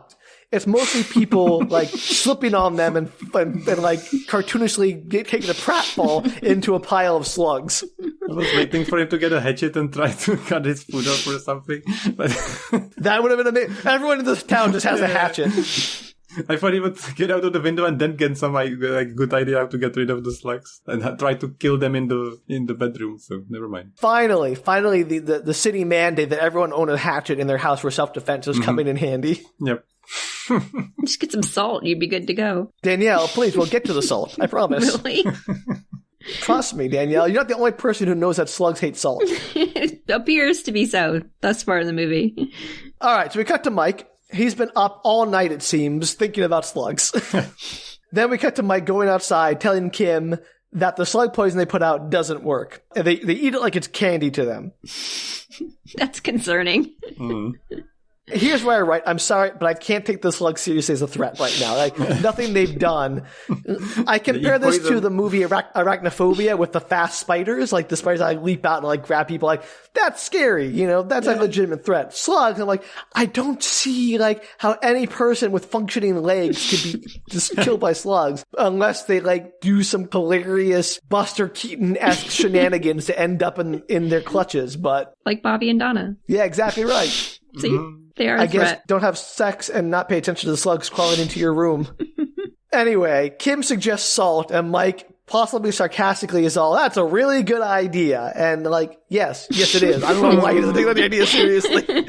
It's like, duh, use salt. It's like, number one slug killing answer. Everyone knows. He also had the bottle of alcohol right in his hand, right there. He could have poured it on any of those slugs at any time. No, that's Bobby. That's just Mike. We're back to... Right. The other guy.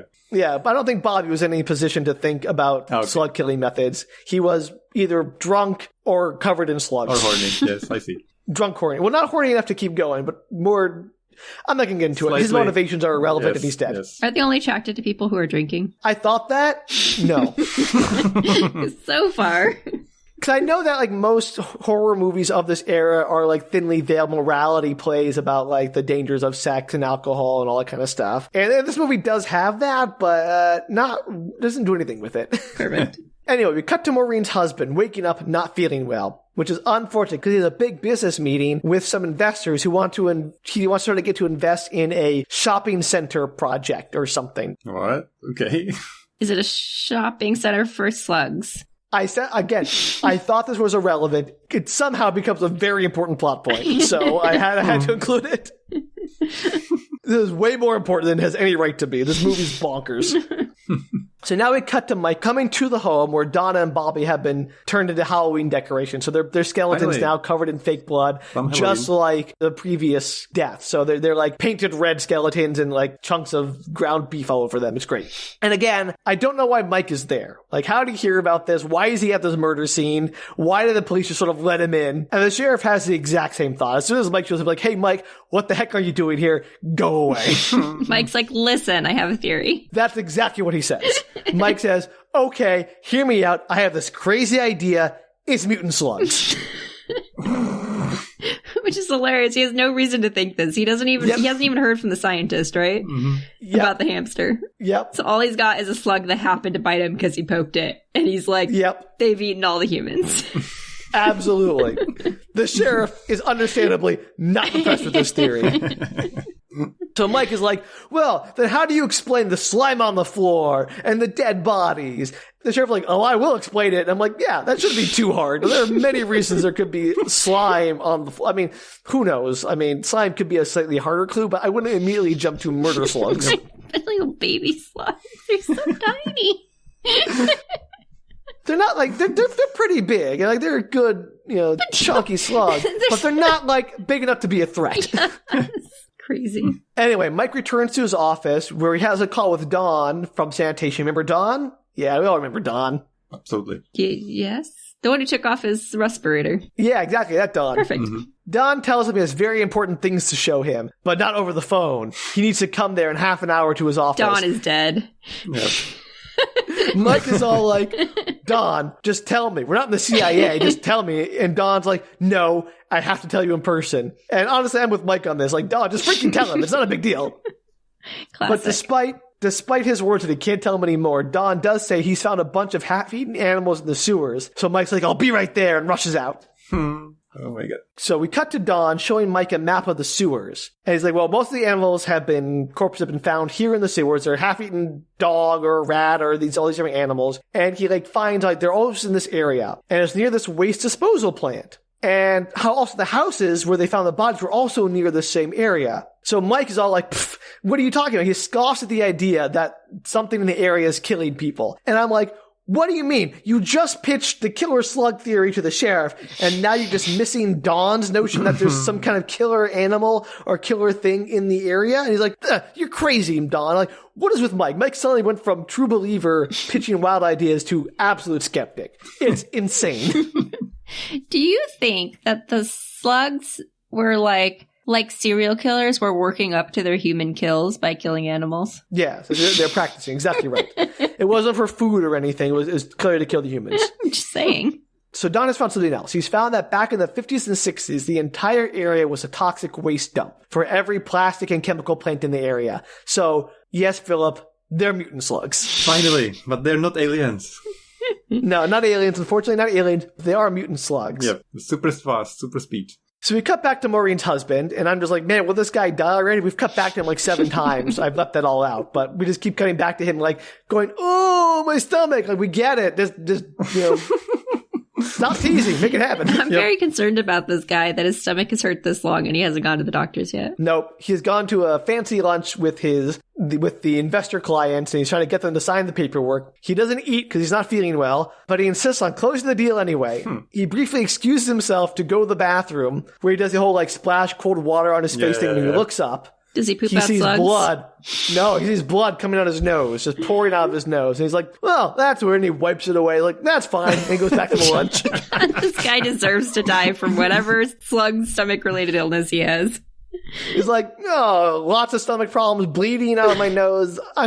It's not a serious. I mean, like, even if it wasn't killer slugs, it could be appendicitis or like your stomach has ruptured. Who knows? Another thing I was really hoping for, because I completely forgot. I remember the book starts with the guy eating a slug and then he somehow dies or something, but I don't know what happens then. But I was really, really hoping that he would transform into a slug, like in the Fly movie. But the like lame idea would be that they burst out of him and there's a bunch of slugs, right? And then a little bit of a better idea would be that he transforms into a slug. But what would be even better is if the hive mind slug army was controlling him remotely or something like that. It would be even better. Okay. Yeah, but none of that happens, I assume. That's too bad. No, it's not that clever.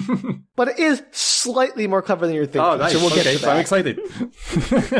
and I mean only in the most technical sense. But I'm still excited. Something I haven't thought of, so please give it to me. So he goes back to the table. They all say, hey, yeah, guess what? Good news. We're going to sign the deal. He's like, great, have a toast. And he has a toast, and he drinks from the glass. The glass starts filling up with blood that's pouring out of his mouth and his nose. And it's like, he starts screaming. He keels over backwards. And it keels over backwards. He starts clawing at his face, screaming as blood. And then all these worms erupt out of his flesh. What flesh, the not heck? throat, but flesh. Not slugs, worms. And not from his mouth, but all over his body. Yeah, I think so. It's very hard to tell. Okay.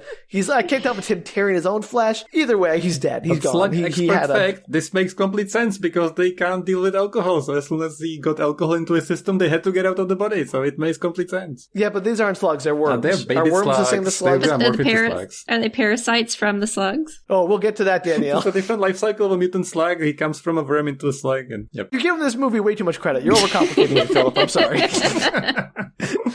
Your ideas are good ideas. No, those don't belong here. Back with Mike and Dawn, Dawn is saying that the toxic dump was right where the construction site is for the new shopping center. And so that when they started bulldozing the area or whatever to flatten it out to build the shopping center, they must have like knocked open the old dumping site, like broken open the walls or like whatever, and when they filled it all in and broken open, so all the slugs are now escaping or whatever it is, whatever toxic fumes or dangerous chemicals are escaping now from the chemical plant, from the dump site. So were the mutant slugs already there, or did they've come in contact with the stuff that was there and become mutant slugs? I don't know. My assumption was the mutant slugs were already there and they had somehow been biding their time, sealed up in the chemical waste dump for 30 years.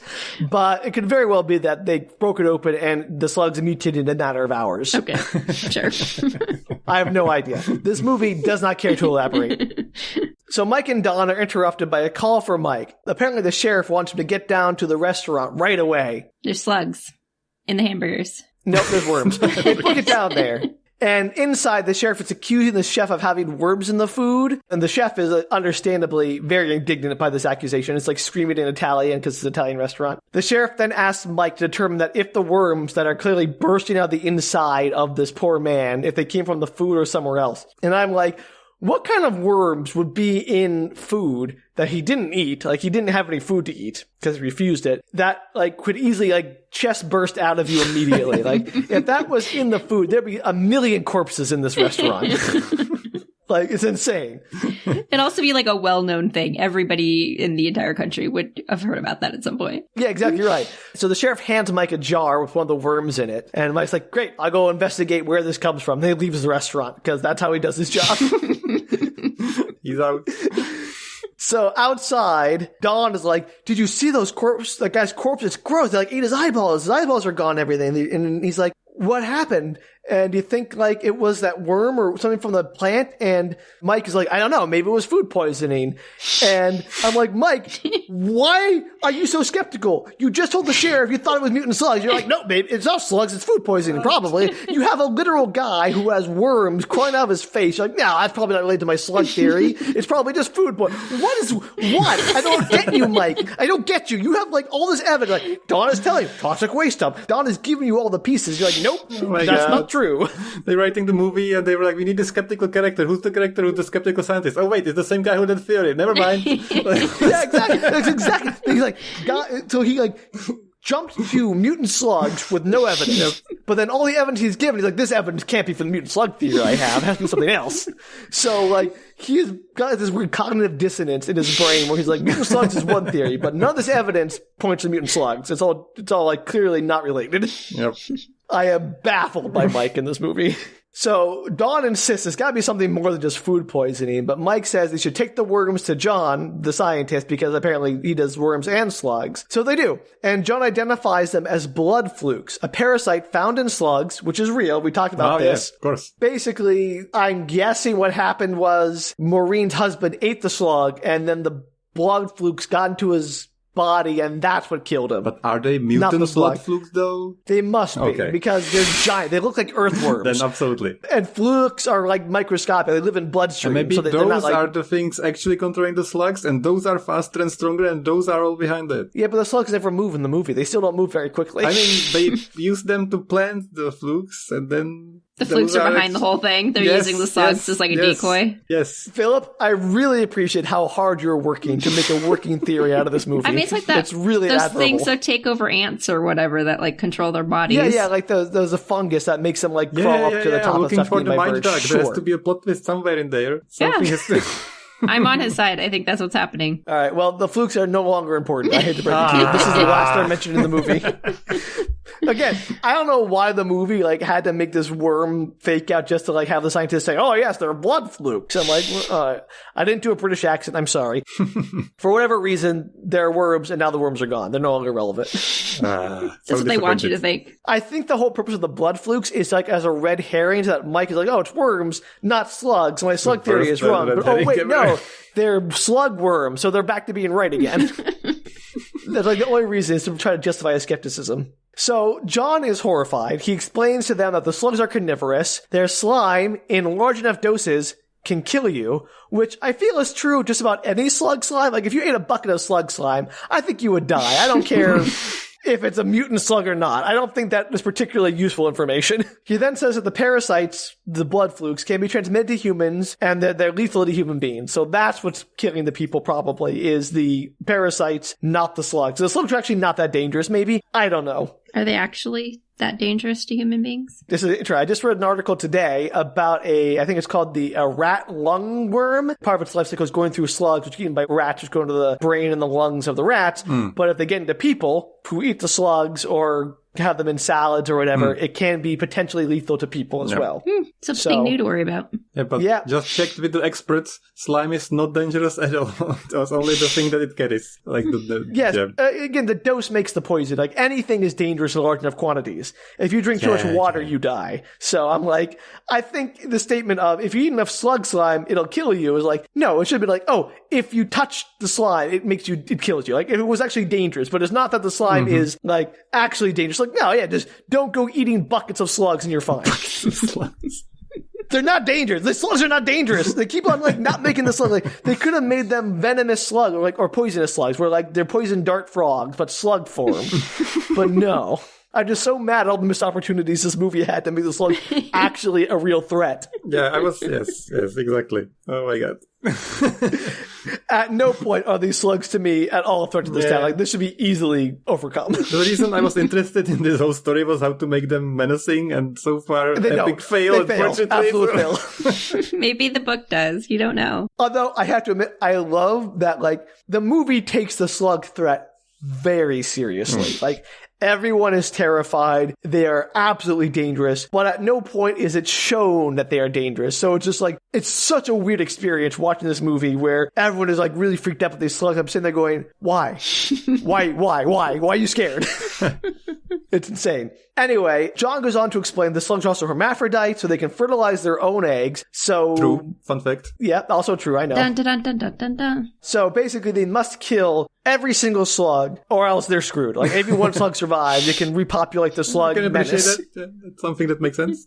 So he also says that they like to lay their eggs anywhere that is dark and moist. So Mike then has this epiphany that, hey, a sewer would be a perfect breeding ground for slugs.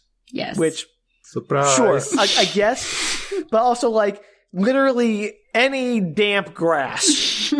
Like, literally a forest is nearby. You could just, there's a forest. Like, that's all perfectly good breeding ground for, like, slugs. Like, slugs breed everywhere. They don't need, like, a sewers. I don't know, it's crazy. It's a crazy conclusion. That's why there's so many. But that's also why they're coming out of the sewer system, Sam. That's exactly right. I'm just saying, like, his assumption that, oh yes, they're breeding in the sewer and only the sewer. But also, we saw the eggs on the greenhouse leaf, so clearly they're not just breeding in the sewers. Question, are there still regular slugs? They're like normal slugs and killer slugs? No. I mean, I assume there are regular slugs still around. That would also have been such a fun scene if they had like a menacing army of normal slugs and they were like, oh, they're just fine. They're not the mutant slug, they're fine. Yeah, he finds like a banana slug. Somebody should have called, okay, so they should have called the police and they were like, yeah, but they somehow checked with the scientists that that's not like dangerous and they were like, yeah, it's fine. It's a normal slug. Move along. He poked it and it just like looked at him like, what you doing, buddy? So much like actual slugs, there aren't that many actual slugs in the movie. Like, people don't run into slugs on a regular basis. Like real life, you just don't run into slugs very often. Right, exactly right. Like, I mean, yes, they're out there and you see them occasionally, but they're not like, oh, I saw 50 slugs on my way to work today. So I can't tell if there are actual slugs around, if they're all mutant at this point. They should have put like a scene with a normal slug and the mutant slug, and they should have put like a time speed, and they should have sped up the footage, and they would like roll into each other, and the mutant slug would convert the normal slug, and they would say, 5 hours passed. Maybe they fall in love, and then they have like a half slug, half other slug baby, and there's like this whole like Romeo and Juliet plot about like the normal slug falls in love with a mutant slug, and like their families are at war. It ties it back into Kim's lesson plan at the beginning, where she's talking about Romeo and Juliet. Man, this movie could have been so much more clever. And it should have been from the slug's perspective from the floor and sped up, so people would be like speeding up to behind the scene, and it would be all slow. You can name this movie 10 Things I Hate About Slugs. Perfect. All right. That's my next pitch. Yep. Love it. All right. So we cut to a barn. It's full of slugs and also lettuce, but mostly slugs. So, and also a half-eaten corpse. I don't know who this is, but all of a sudden his stomach erupts with like a neon red blood geyser. Neon red. Which is hilarious. like something in his stomach is like ejecting blood out of his stomach cavity for reasons that are unclear. Slugs. Slugs. It's a disco. So Mike gets back to his office and his wife calls him frantically, urging him to come home quickly. Mike speeds home and Kim is sobbing and leaps into his arms. She points her to the kitchen sink where, surprise, surprise, slugs are crawling in through the faucet. And it didn't occur to her to put some salt down? Nope. What Mike does hilariously starts smashing them with a frying pan, which pretty effective. Like, honestly, like, okay, I got this handle. Like, smashing slugs with a frying pan, I don't know how the things are a threat to anyone who's paying the least bit of attention. So Mike calls the sheriff, but he's not at the station. He's out at the farm where there's another corpse. So Mike says that as soon as he gets back, the sheriff better meet him at Frank's office. Who's Frank? I don't know. We'll find out later. He then tells Kim to hang in there and leaves to go to Frank's office.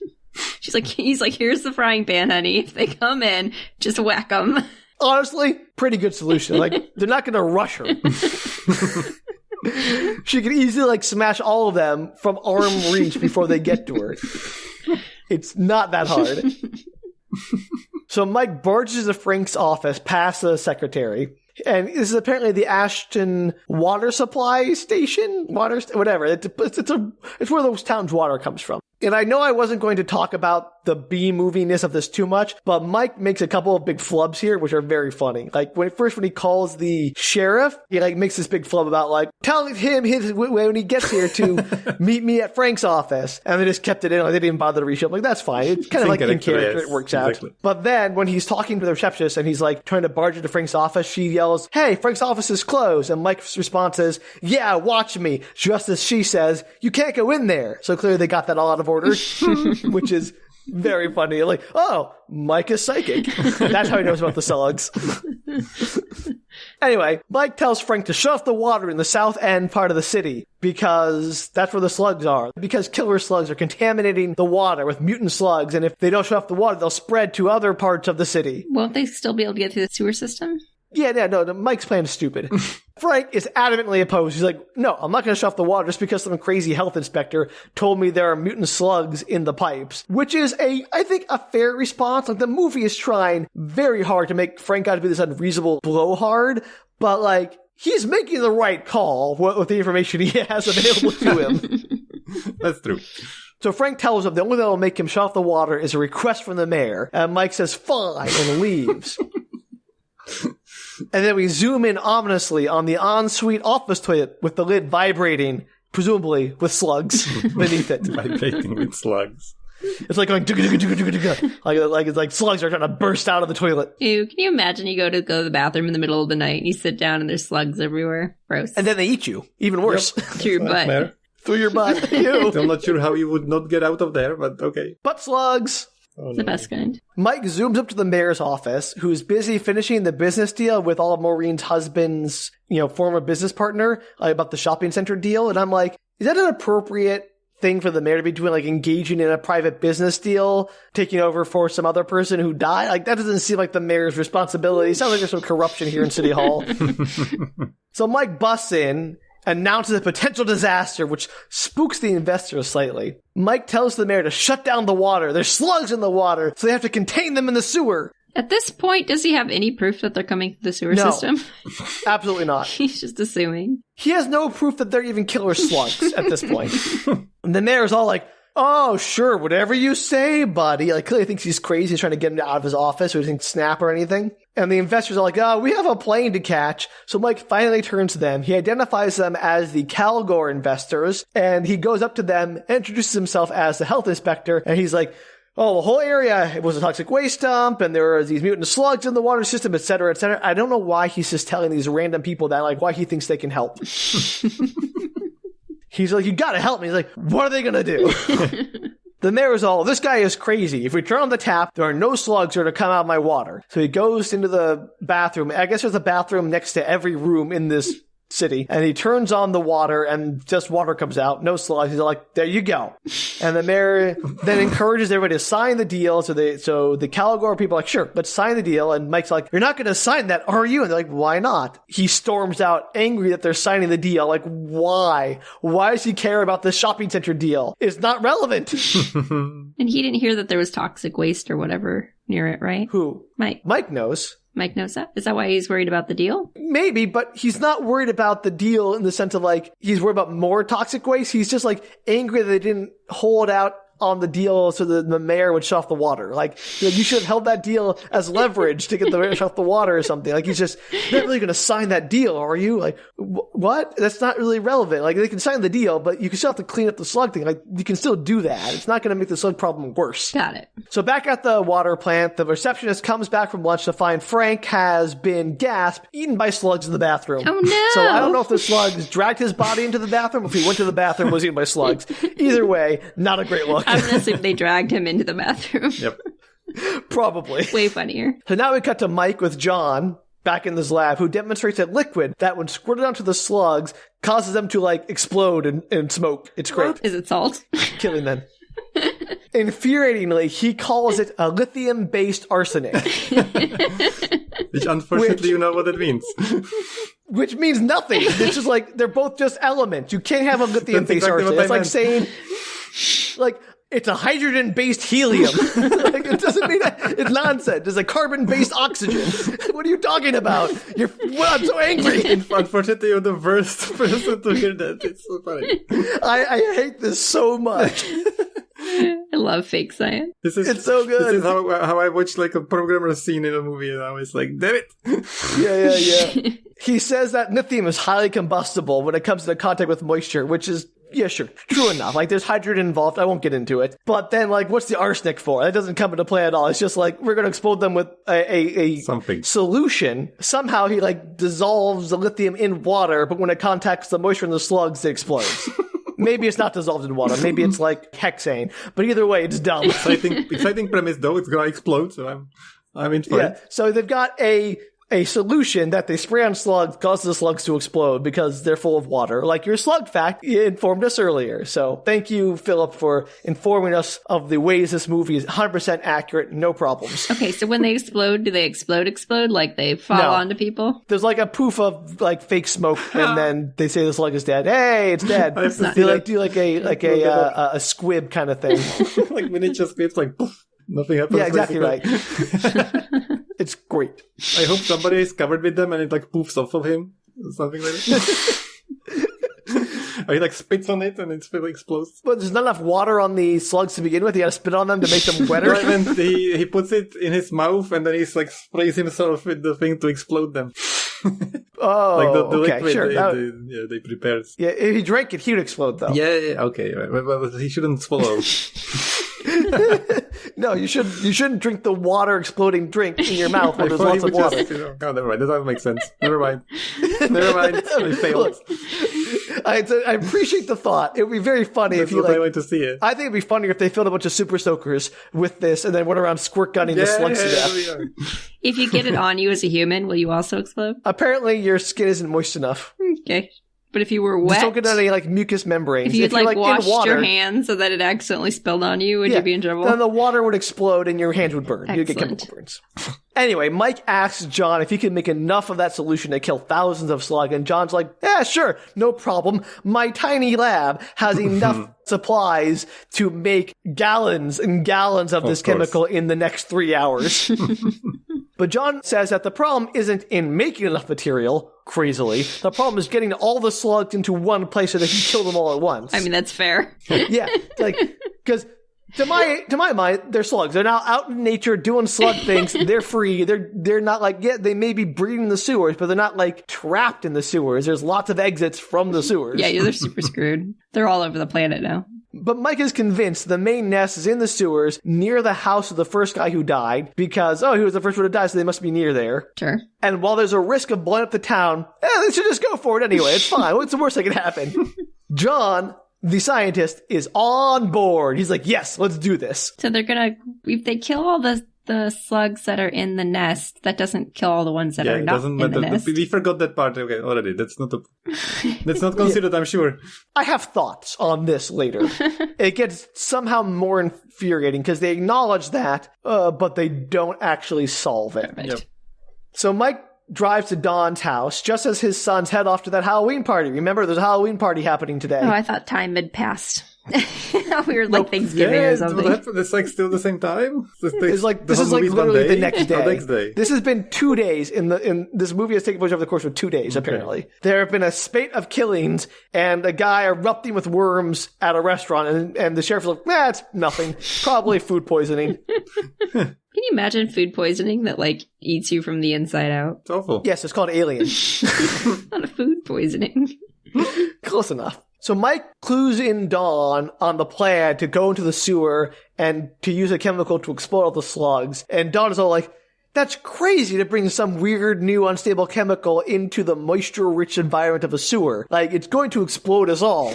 And Mike is all, they're coming out of my taps. Imagine if they spread to the rest of the city. And Donna's like, oh, right, you're right. I'm on board. Let's do this. I have 2 sons here and my wife. I can't risk them dying. So he's like turned around immediately. Not risking them to explode. And he's like, explosion, fine. Slugs, no.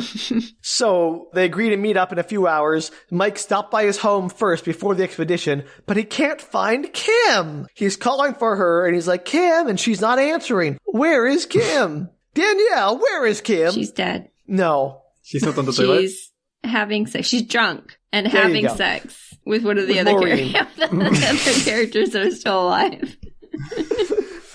So he grabs a flashlight and heads to the basement, since the basement light is out for reasons that are movie related, I'm sure. And he sees piles of slugs in the basement. That's when he hears Kim's voice calling him from upstairs. He goes back up. Kim is just home from visiting Maureen, so maybe they were having sex. Who knows? I thought Kim was staying there because of slugs. Nope. She was staying there to comfort Maureen over the recent explosion of her husband with worms. I mean, that's fair, I guess. So Mike tells Kim to get out of the area, go to her mother's house. He'll join her later. And she's like, I don't want it. Like, go there, you'll be safe. And she's like, okay. Safe from slugs. Safe from slugs. So there's a brief montage of everyone getting prepped up for the expedition. Don is donning his hazmat suit.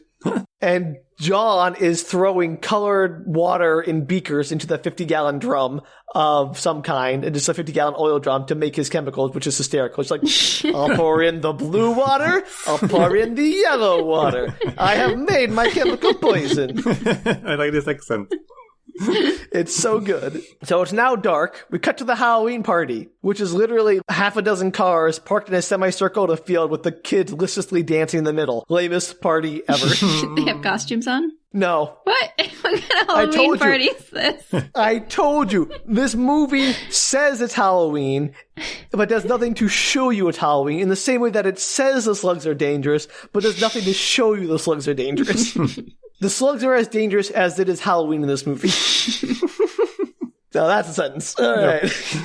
We cut back to Mike and Dawn and John all meeting up. Mike gets dressed up in a hazmat suit, and Mike drops the hint that he brought some bait to lure all the slugs to one place. What? So his plan is to somehow use bait of some kind to lure all the slugs in the whole town into a single room in the sewer where they will kill them. Do we find out what the bait is?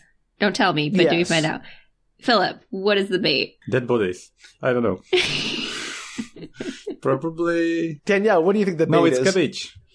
I think it's cabbage. Alcohol. Alcohol kills them. They're attracted Maybe the to slugs are it. drunk from eating all the drunk people. Has to be lettuce and cabbage. Okay, cabbage. That's his plan. But as you pointed out, slugs are slow. I don't know how the slugs are all going to, like, stream in from all over the city quick enough for him to, like, is it going to take hours, days for him to collect all the slugs? And, like, how's he going to, like, if a slug is all the way across town, like, oh, I smell meat 5 miles away. Let me book my slug butt over there to get the whatever, the bait. Like sit in chairs. They've got some sandwiches. They're just, like, hanging out waiting. Absolute bonkers. Anyway, so Mike and Dawn will lure all the slugs into one room of the sewer. They point out what that room is, where they think is where the nest is. And then John will pop open a manhole cover, wait for them to get out, and then dump the chemicals in to explode all the slugs. But if they don't get out in 2 minutes after reaching the nest and lure all the slugs there, he's to drop it anyway and assume they're lost. Got it. All right, there we go. That's the plan. Perfect. No notes. No notes. Great plan. You'll see why I hate this plan later. I already hate this plan. I don't need to see why you hate it later. Why do you hate it? Because of the luring all the slugs into one place? Stupid. Yes, it is. What would be your plan, Danielle, for killing all the slugs? I don't know. I don't think you can lure them all someplace with like a reasonable amount of time. Okay, I think you're screwed. I don't think there's any solution to this. He's lost? We should just give up? Yes. Surrender to the slug army?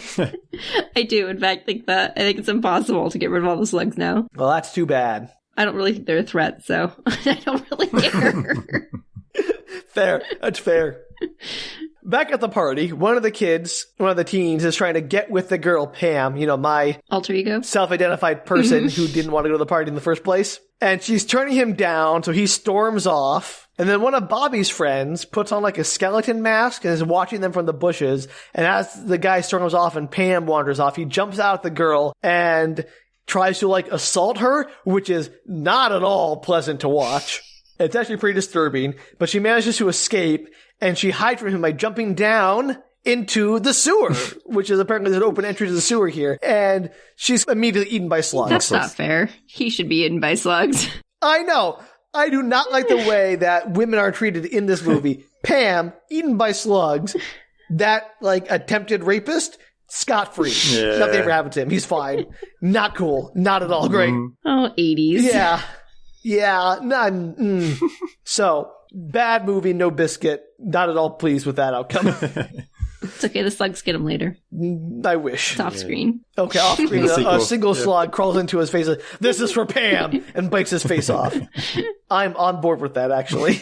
So we cut back to Mike and Dawn. They're in the sewers, in their hazmat outfits, but the entrance to the main chamber has been sealed up, and so they have to go around the long way. Did the slugs seal it up? No, apparently his maps are old. Are you sure? I mean, they could be very industrious mason slugs out there. I don't know. You don't know, Sam. You don't know their skills. They probably use their mucus. Yes, they use mucus as the grout in the tiling they did.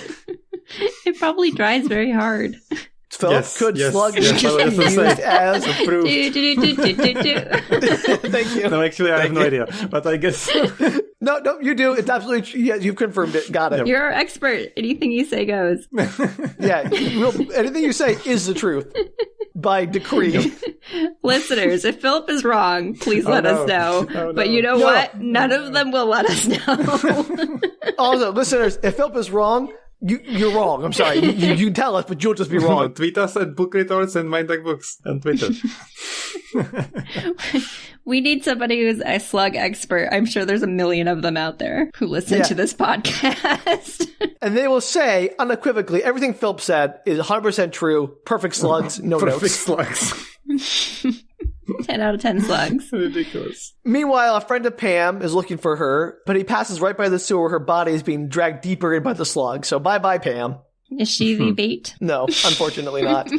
Mike and Dawn find a room full of slugs. Unsurprising if they've been breeding the sewers for days, weeks, who knows. So, oh, this is crazy. Mike takes a blowtorch, like a hand blowtorch out of his pocket, wherever he... and he cuts a wire that's in the sewer, a convenient sewer wire. You know all those sewer wires. Yeah, of course. And it falls in to the water where the slugs are crawling around, and it starts electrocuting the slugs. Like they draw that blue lightning from like Star Trek all over the slugs, and they're all being electrocuted. Like a whole bunch of them being electrocuted by the electricity. So like, okay, I guess you're not luring those ones to the I don't know what their plan is. Well, they just saw an easy way to get rid of a bunch of slugs at the same time. Yeah, but then like, you assume this kills all the slugs, which obviously it probably doesn't. Yep. But this also is the main chamber, and this chamber was full of slugs. So, like, there's no way they're killing all the slugs and getting them all into one chamber. They're screwed. You're right, Danielle. They should give up. They're not going to get them all. There's no way this plan succeeds. So, they're lost and decide to make their way to the sewer chamber under the old factory. Which, I don't know if that was where they were going originally, or if they just decided to change Sounds their like destination, place, but they go. Okay.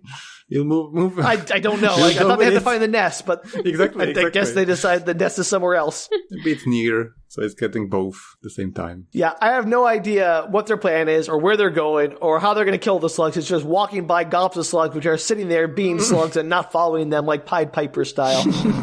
Anyway, they slog their way through the slugs while John is trying to open a manhole cover to prepare to drop the chemicals in. Only he's using a pickaxe to try to open the manhole cover. Course. And like he puts it in the little hole and he can't do it because he's too weak because he's a scientist and not a big strong man. A manatist. Not a manatist, right. Or a manatee. Also strong. So Mike radios up that they found the main breeding ground under the factory. How convenient. How do they know it's the main breeding ground? I don't know. What it looks like is like a giant whirlpool, like a giant pool of water, kind of like the one from Warriors of Virtue, Danielle, if you remember that. I was just thinking of that, actually. Except it's not a whirlpool, it's just like a stagnant water. It's like, oh, this giant well of water. That's it? That's where all the slugs are breeding. So, or something? Nope. No this is where the aqua slugs come from. Oh my God. This is where they trained their slug Navy SEAL slugs.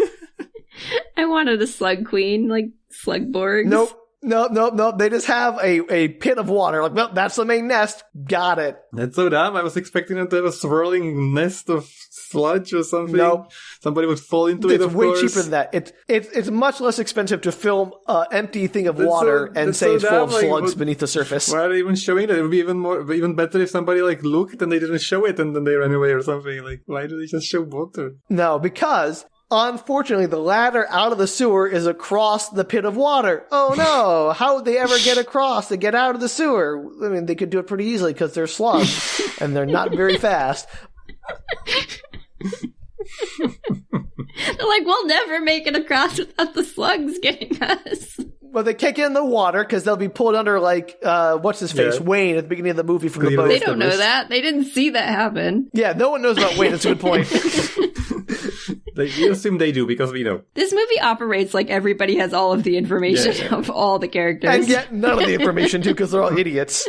No, they insist they can't get across, so Don's like, oh, but okay, there's a way we can get out this way. There's like a metal hatch in the wall. He starts trying to pry it open with a crowbar.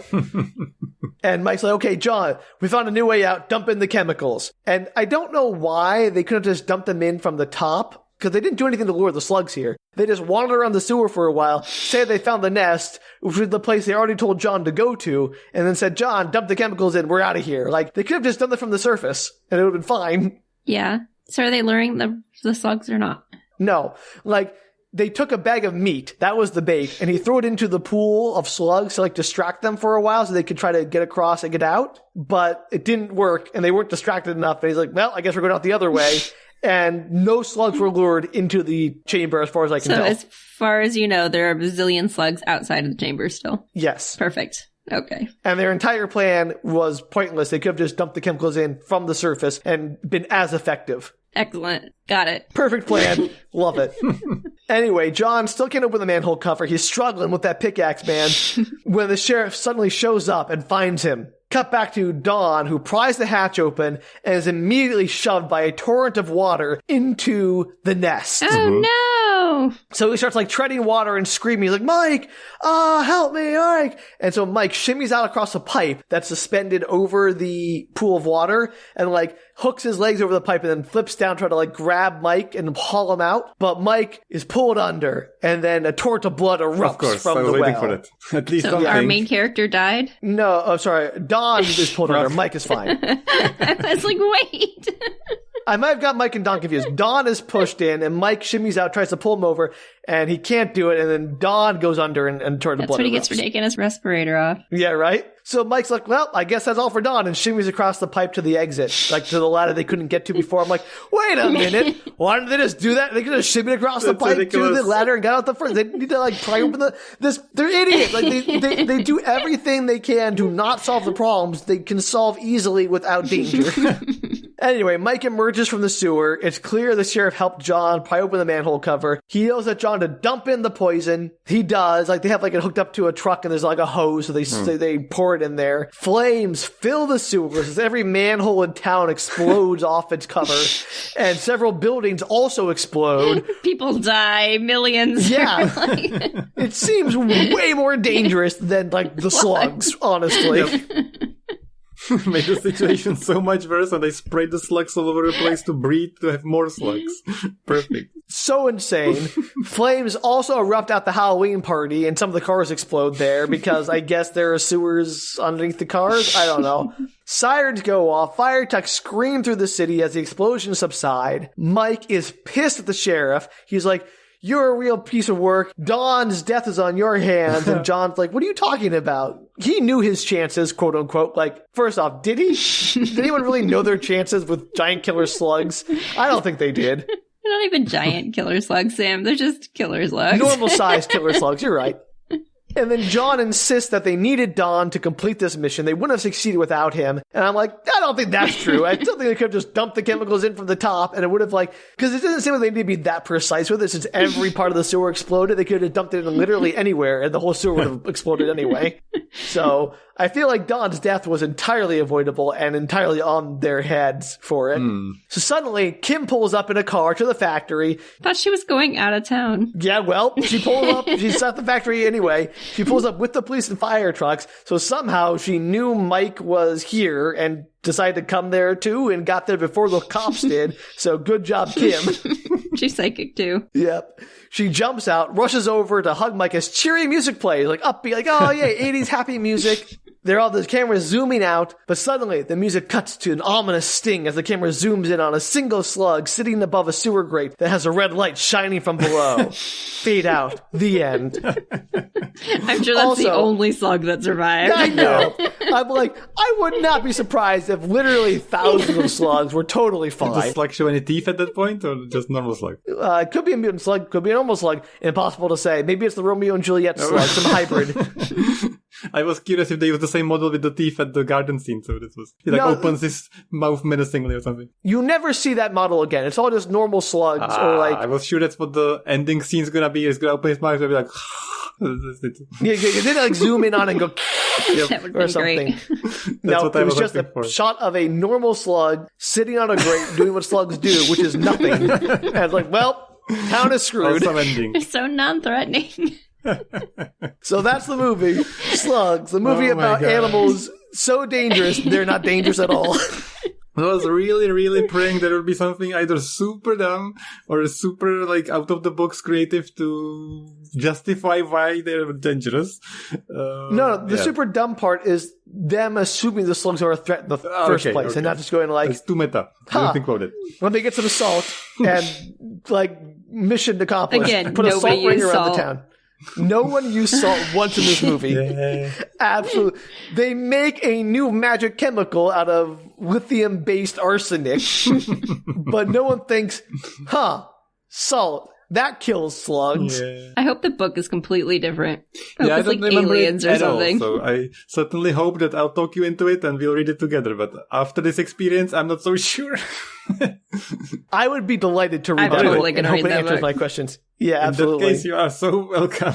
I'll be very happy to read it with you, but please don't hate me afterwards after you finish this book. I won't hate you any more than you hate me after sharing this movie with you. I am delighted. I think it took me longer to explain this movie to you than the movie's Yes, that's what I runtime. want to mention. Very long Which one. I don't know if I'm angry about that because I wasted so much time on this movie or if I'm like impressed with how dense this movie is with nonsense. So would you recommend this movie? I don't know you do this on your podcast, but do you think people should watch it? Yeah, absolutely. I would recommend this movie. This would be a great group watch for like a bunch. If you and your friends enjoy doing like the bad movie watches, you know, The Room or Plan 9 or all that kind of stuff, Theodore Rex, whatever. This is up there with a fun monster movie thing. And I also saw that there is a director's commentary. Oh, no. There are several director's commentaries. There's like two sets of commentary. There's like a critic commentary track, a director commentary track for this movie, which what do they have to say about this movie? Why? I kind of want to watch it. Like, I can't wait to hear them try to justify I'm just gonna watch it this. straight up directly with the commentary, not just the movie. Just I'm more interested in that. I want to know, like, if the director isn't just saying, I was drunk the whole time, I had no idea how this happened, that I don't know what the answer is. Because it's like, yes, this made sense to us. Lithium-based arsenic in the sewers. Since he's Spanish, Perfect he's plan. going to have a lovely accent, I'm sure. It's going to be very entertaining. Oh, I'm excited. So anyway, that's something to look forward to I would also. also mention there's a movie called Slither that always comes up with discussion of the Slugs movie with Nathan Fillion. It's supposed to be really good, but I haven't seen it. It's like an actually Slither, good horror movie, so people recommend that one. Okay. Have you seen that? It's like Tremors is a fun, like, creature horror Something like movie, that, too. yeah. Like, there are a lot of creature horror movies. This one is unique in how little I believe in the threat of the creatures. The whole movie, you know, like every creature movie, you have to sort of buy in that, okay, these puppets that they're using to murder people are very scary. But at no point do I feel like, if I was in that town, I would not feel the least bit afraid. Like, if I was in Tremors, I'd be afraid. If I was in the Arachnophobia movie, I knew there were spiders. I mean, yeah, I would be afraid of that. Like, I would probably be killed by that. Yep. You know, I would not survive. I don't have the skills, maybe, to survive in the Arachnophobia universe. The Slug universe, I feel like I got a fair chance, at least. It's a good cop-out answer to all these questions, like which horror movie universe you'd like to be in. So that's the one. You're gonna be a hero very easily. Just use the salt. You're done. Yeah, I'm good. I have salt in my kitchen. I'm fine. I'm also, like, up a few levels. I know slugs can crawl and climb walls, but, like, I feel like it wouldn't be that hard. I could just close the window or whatever. It's fine. Anyway, that was Slugs. Thank you, Filip, for sharing Slugs with me. I'm so glad you introduced me to this movie. I'm so glad you're not angry.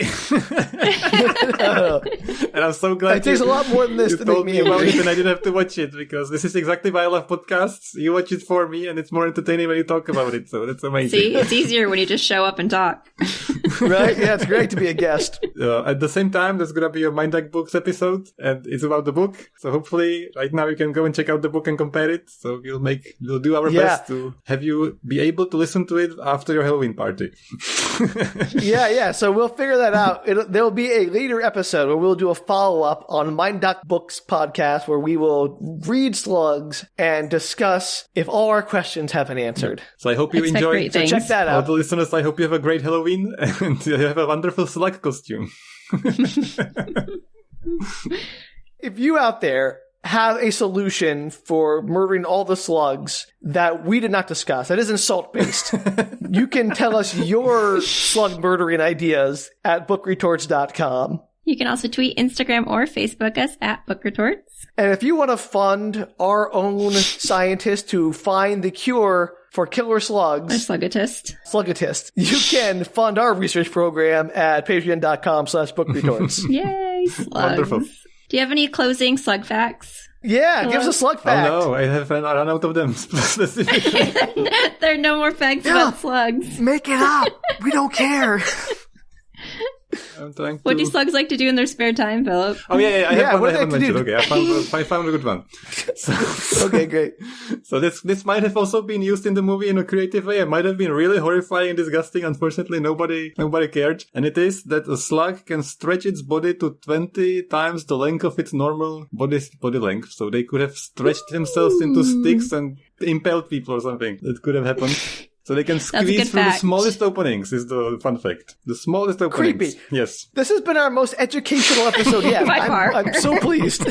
By far. This is amazing. Thank you, Thank you Filip, so for much sharing for it with having us. In fact, actually, screw our research program. Oh, no. If you want to fund us to get a grant for Filip to go into slug research, let's do that, because I feel like he could be amazing at it. Thank you so much for having me. I had a great time. Thank you for coming. Thank you so much, Filip. So everyone out there, until next time, always look before you sit down on the toilet in case there's slugs in there. That's just good common sense always anyway. Yep. Absolutely. Who knows? Well, until next time, bye. Take care, everybody.